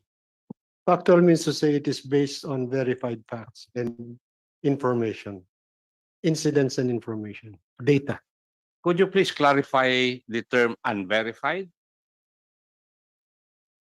The unverified means to say that this information being given the basis is not established. Okay, thank you. Under section 4 of news sources, 4A, care must be taken in selecting news sources since the credibility of the news rests upon its sources. Tama po. Yes, Your Honor. Now, under 4B, only news that can be attributed to a source shall be aired. When the source cannot be identified by name, the reason for this should be made clear in the news report. Did the anchors fulfill this? Based on the discussions and the presentation this afternoon, the answer to that is no, Your Honor. Yes.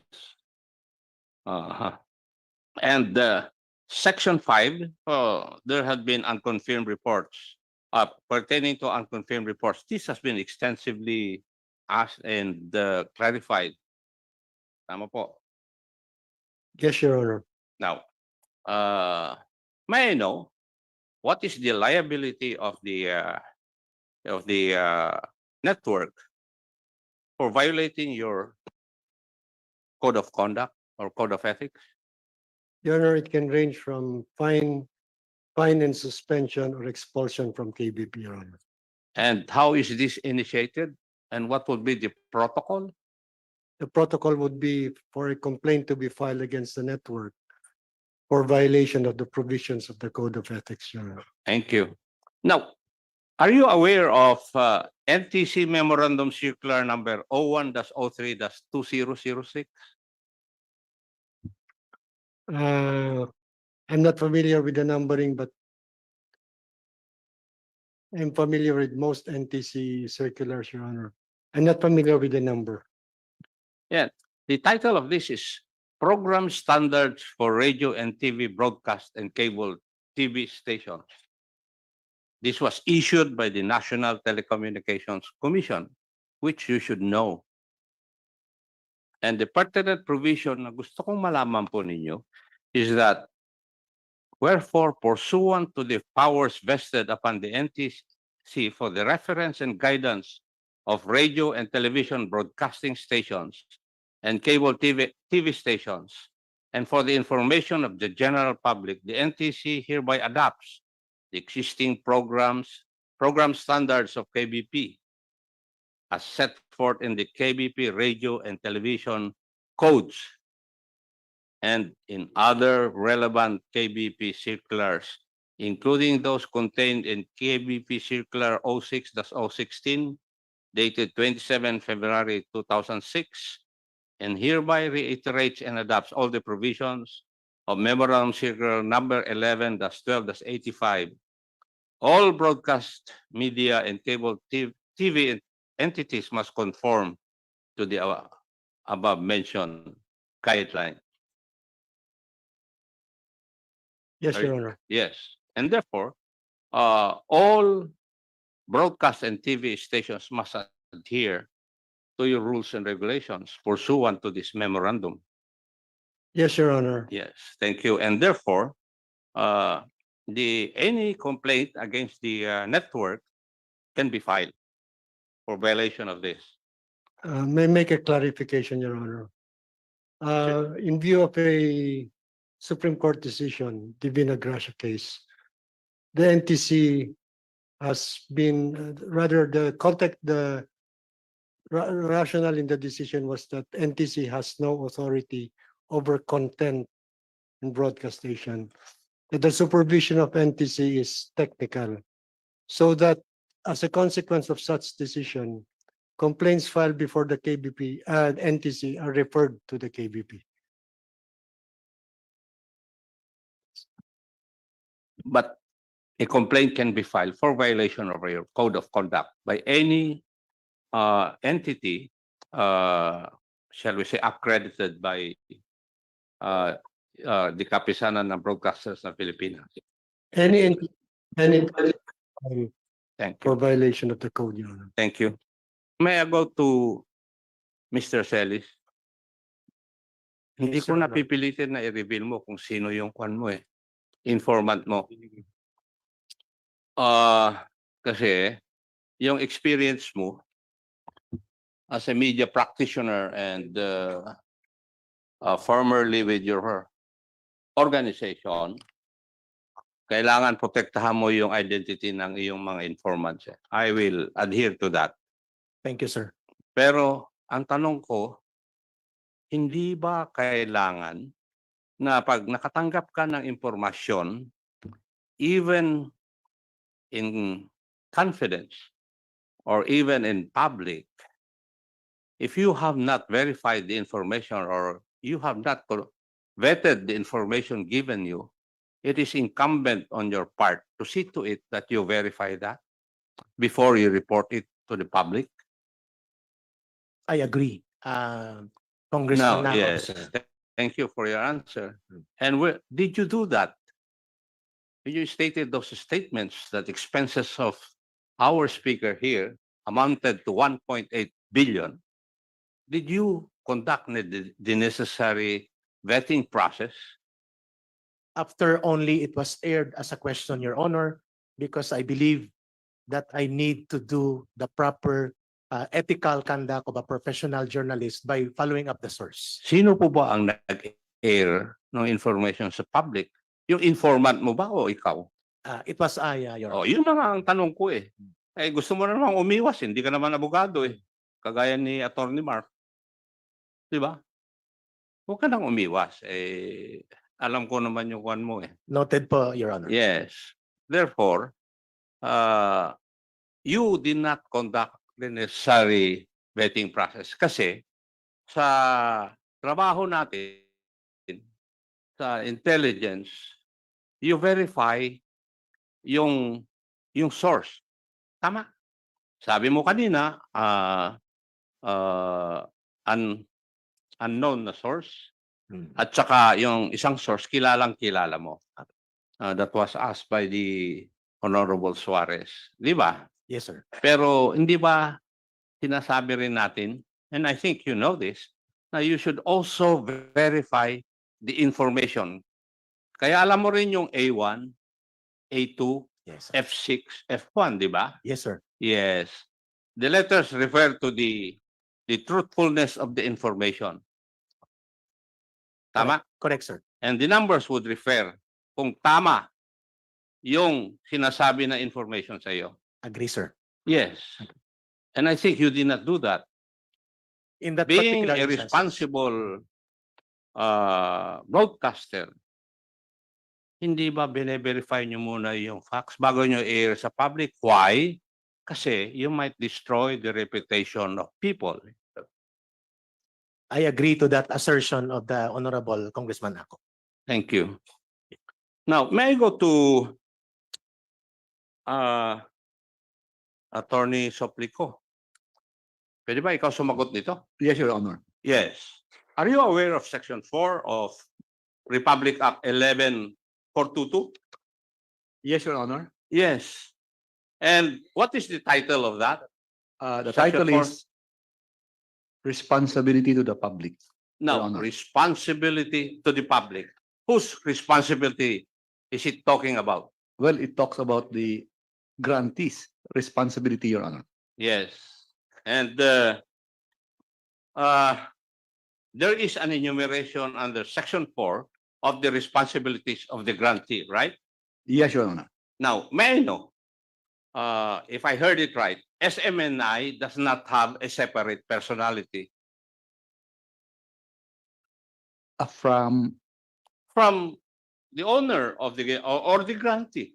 Your Honor, the grantee is Suarasug. Yan na nga. The, That's precisely my question. Suarasug. SMNI does not have a separate personality, right? Yes, Your Honor. Yes. Why? Because it's not a corporation, as stated by Attorney Mark a while ago. Pero palagi niyong ginagamit yung term na SMNI. Ang sabi rin kanina, mahirap i-pronounce yung pangalan ng corporation. Yung nasagot kanina eh, I have been listening intently a while ago. Now, in the enumeration of the responsibility to the public of the grantee, which is the Suarasug. Swarsog. Yes. Your Honor. Meron po kayong responsibility over and above the things being done in your station. Tama? Yes, Your Honor. Yes. And therefore, nagulat ako kanina nung sinabi ni attorney mo na just because of a disclaimer, mawawalan na ng responsibility yung grantee. When in fact, the law enumerates its responsibility to the public. Would you agree?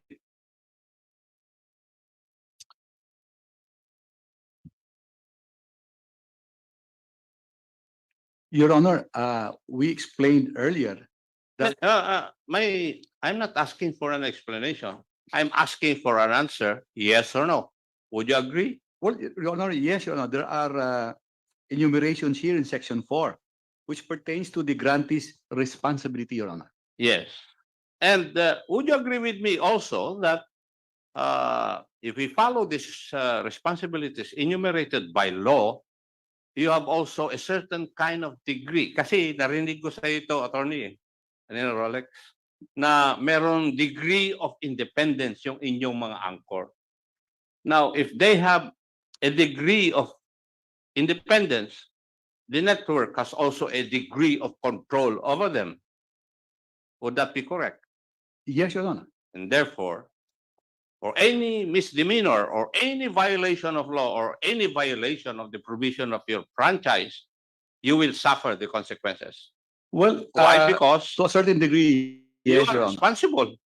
Yes, Your Honor, to a certain degree. But let me point out, Your Honor. I'm not asking for your explanation, Tony Rolex. I'm just asking for a yes or no. Let me qualify my answer, Your Honor. I'll give you that privilege, Mr. Chair. Yes, Thank you, Mr. Chairman. of the. Your Honor, these are anchors. They exercise, as said earlier, a certain degree of independence from the grantee of the franchise, Swarasog. We cannot tell them what to say. We cannot tell them how to ask a question, when to ask the question, or even who to invite to their programs, Your Honor. Beforehand, they were told that they have to follow certain policies. And in fact, in their contract of service, Your Honor, there is stipulated here, refrain from performing any act or conduct that may tend to tarnish the good reputation of SSMC, that's Warasog, and put it in a bad light, or that may be prejudicial to SSMC's interests. Mr. Chair, with your So- indulgence, Attorney Rolex, hindi naman po nila sinunod yung iyong admonition eh. Now, if they did not follow your admonition, sino po ang responsable? Kasi yun ang gusto kong malaman eh, kaninong responsibilidad? Your Honor, we have started an internal investigation on this. I'm not asking whether you have started an internal investigation or not. Nawawala ako sa thread of questioning ko pag ginaganon mo ako, Rolex eh. I'm sorry, Your Honor. I'm sorry. We're in the same league. I know, Your Honor. Yeah. So, gusto kong malaman na inaamin nyo kanina, may responsibilidad kayo. Di ba? Sabi mo, meron kayong sinabi sa kanila, but they did not follow it. Well, Your Honor, mahirap kasi sabihan ang anchor kung anong ang kanyang itanong na question, kung kailan niya itanong, kung paano niya itanong. We cannot do that. In the same manner, kung may guest sila, hindi naman namin magsabihan kung sino ang kanilang iimbitahin. Kung ano ang itatanong nila doon sa guest nila. Mahirap eh. I know it's hard, but that's your responsibility. It's embodied under Section 4 of your franchise law. Otherwise, we will move for the revocation of your franchise if you cannot follow it. Your Honor, there are maybe degrees of our violation. Maybe I would admit that we may have. I'm just following your logic, Rolex. Sige. Well, Your Honor, as I said, we may touch on press freedom here. And I Ah, don't want to, wag touch on that. Pagtalo sa general principles. Pares naman tayo abogado eh. I'm your honor. Oo. Huwag na tayo magtalo doon. We know for a fact that press freedom is not absolute. Yes, Would but you your agree honor, with me? but your honor, but to The tell, only thing absolute is the freedom to believe. You can kneel in front of a post and worship it. That's your right. It's absolute. but with due respect, your honor, to tell an anchor how to ask a question, when to ask a question, how to phrase a question, that is, to my mind, your honor, a violation of press freedom. The That's- anchor enjoys a certain degree, your honor. You should not do that if you think it is a violation of press freedom. But that is your responsibility as a franchisee holder. That's that why, they should not violate the law. that's why, your honor, we called your attention and we have started an internal investigation. I do not want to debate already with my underclass in the Philippine Military Academy. I'm sorry, your So, honor. Mr. Chair, Yes, proceed. thank you. Are you done, Honorable Ako? Thank you, your honor. May bago ko dumating. Kanina ho kasi may katanungan lang no dun sa on the ownership. Alam nyo ba na dito sa mga dokumentong ibang sinabit sa Kongreso na ang owner ay, kasi ho, ganito yan eh. Kanina tinanong kung sino ang executive pastor nyo. You gave a name. Pero meron doon kayong mga press release dito sa inyong website na nakalagay, the executive pastor of the Kingdom of Jesus Christ, Pastor Apollo C. Kibuloy. Andito po yun. So the question lang, and this was just forwarded to me now. Can it be he's also the executive pastor, but of course, everybody's addressed as pastor. Nobody's really addressed as executive pastor. Is that correct? Rolex or, diba? Or the president himself. Diba? Pwede can I kong answer, Your Honor? pastor ang tawag, pero siya pong executive pastor. Can I answer? Kasi, unless, ito website nyo na po to, ha? Yes, attorney. Actually, Mr. Chair, it was already amended, Mr. Chair, from Pastor Apollo C. Kibuloy to Brother Marlon C. Abi Acobo, Mr. Chair. No, no. I'm just talking of a, yan to.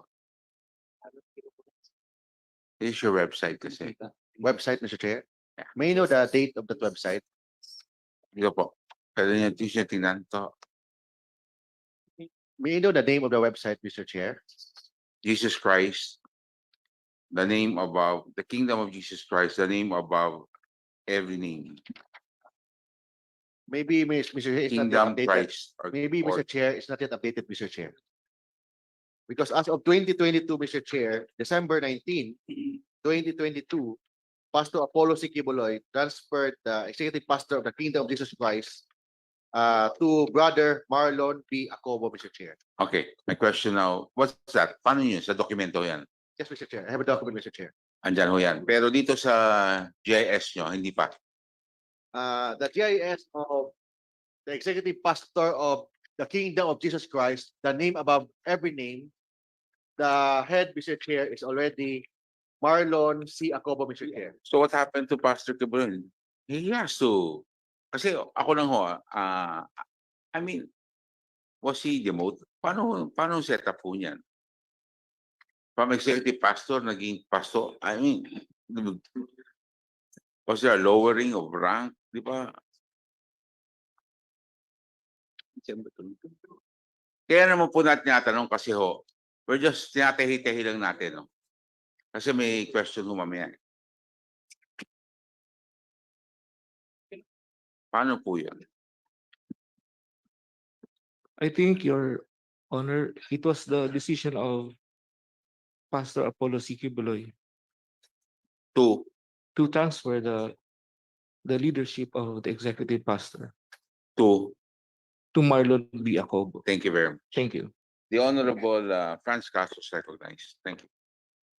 Thank you, Mr. Chair. So, magpa-follow up lang ako, Mr. Chair, dun sa ownership nung SMNI. On your record kasi, 2020, nakalagay yung pangalang Apollo Kibuloy. Tama? Kibuloy as, as one of the stockholders. Tama po ba? No, Mr. Chair. Our latest GIS, Mr. Chair. No, 2020. I'm asking of the 2020. So sa 2020 ninyo na information report or GIS yan, andun yung pangalan ni Kibuloy as your stockholder. One of the stockholders. There was Tama. already an amendment, Mr. Chair. 2020. I'm asking attorney of I have no 2020 record report. of the 2020, Mr. Chair. Well, have you submitted it? Kasi nakita lang namin sa report. Your submission in the report. So paano mo sasabihin ngayong attorney na wala kayong record ng 2020 and you've said you are regularly submitting your your report. 2020. No? So 2020. So 2020, Mr. Chair, Pastor Apollo Siquiboles was there. Yeah, as a But- stockholder. But Tama? amended already in 2023. No, I'm not asking for the amendments. In 2020, Pastor Apollo Kibuloy is the stockholder, one of the stockholders, right? Yes or no?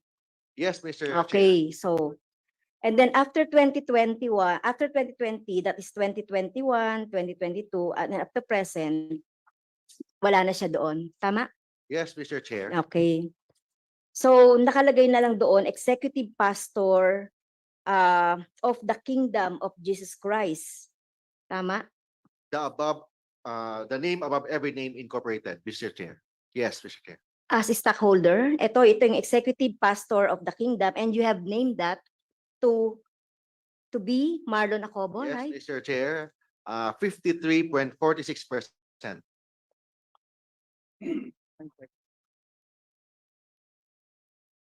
Nung 2020 po, magkano, how many percent yung share ni Pastor Kibuloy?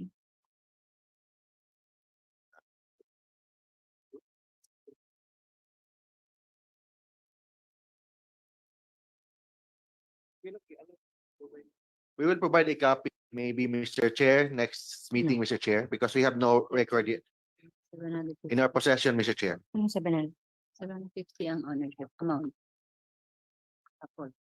So, in your report kasi, Mr. Chair, meron siyang amount na 750,000. So, si Kibuloy, tama po ba? Doon sa report na sinubmit. Yes, Mr. Chair. Okay, so at ilang porsyento po yun ng buong stocks?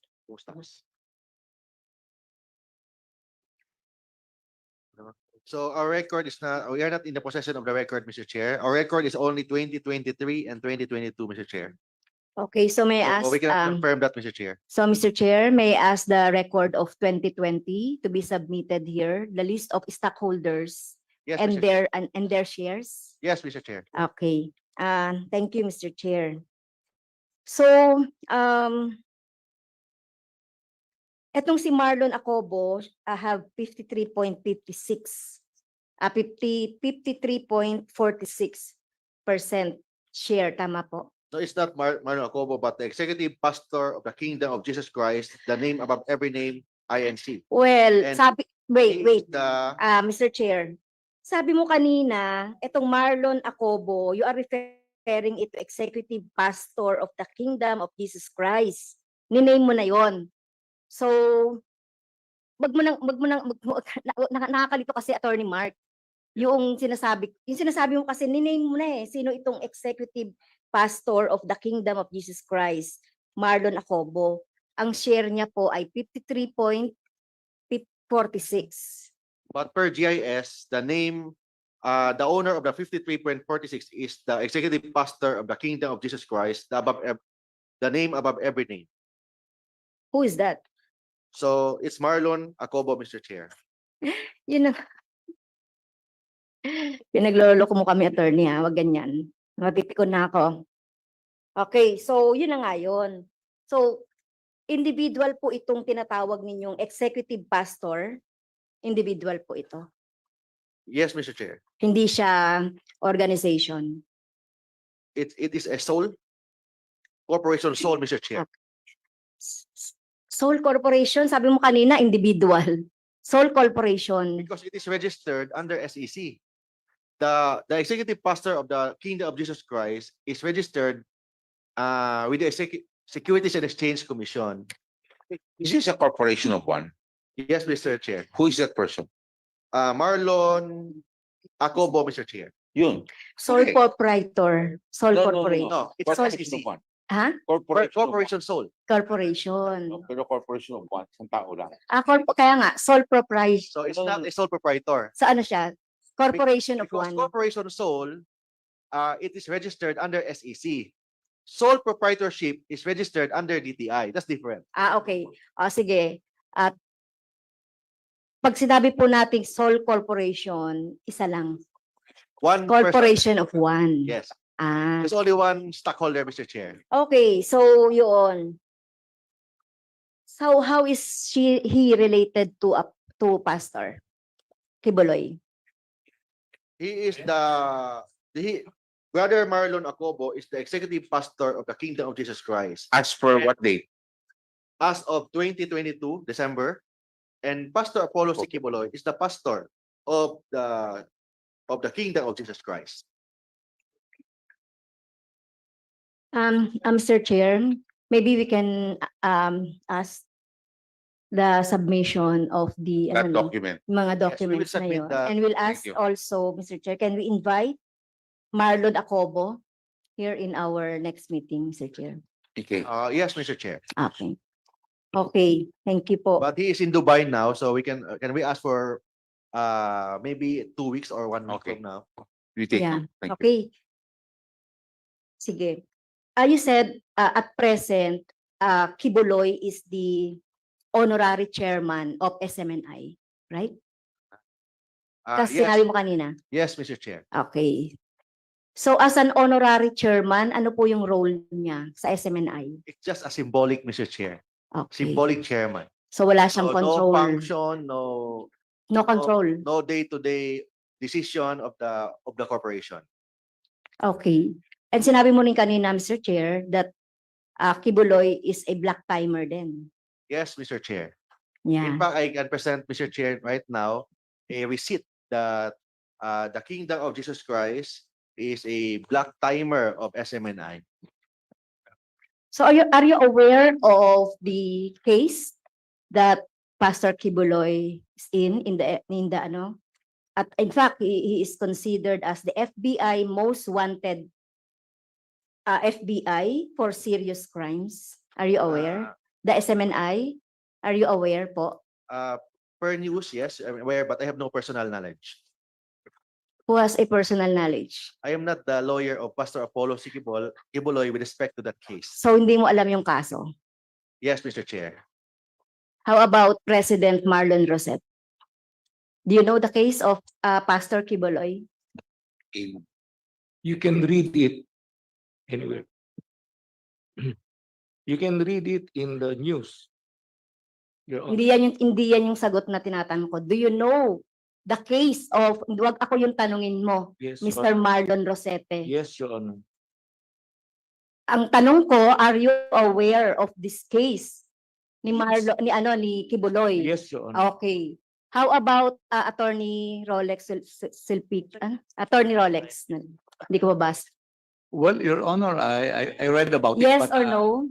Are you aware po? Yes or no? Well, I read about it, so yes. Okay. But I'm not the So, lawyer. yun lang po. I don't even know. So hindi ko po tinatanong kung kayo po yung lawyer. Tinatanong ko lang po. Okay. So ito po yung fact, no? So the string of charges filed against them, including Kibuloy, by prosecutors in Los Angeles, California, include conspiracy to engage in sex trafficking by force, fraud and coercion, sex trafficking of children, marriage, fraud fraud and misuse of visas, bulk cash smuggling, promotional money laundering, concealment money laundering, and international promotional money laundering. So yun po yung case, okay, na final sa kanya doon sa Los Angeles.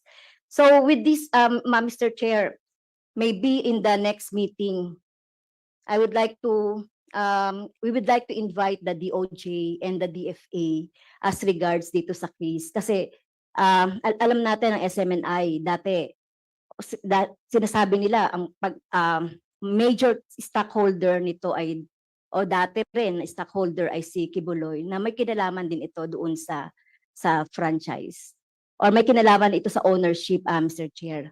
So can we invite the DOJ and the DFA so that we can know the status of the case?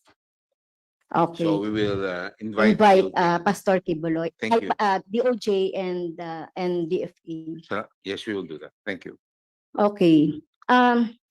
Kanina, Mr. Chair, sa SMNI pa rin, Mr. Celis mentioned that he discussed with SMNI's editorial board.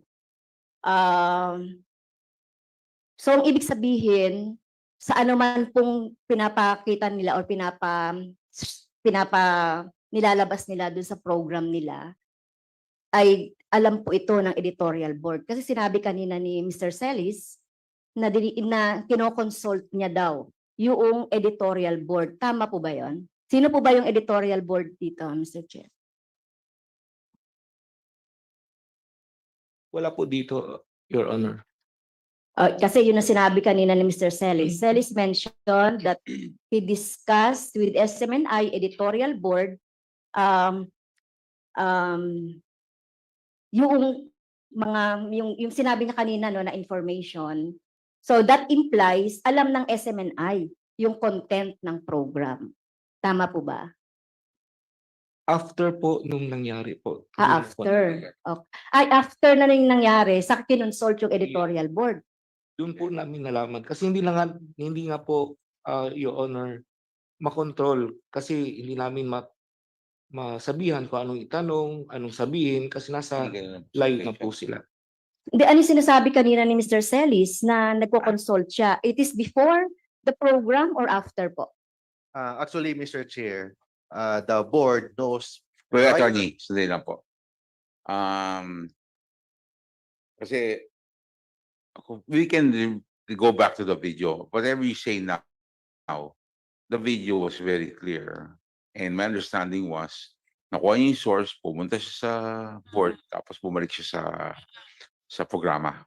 So anyway, we will revisit na lang. Let's revisit the video kung ano sinagot ni Eric, okay?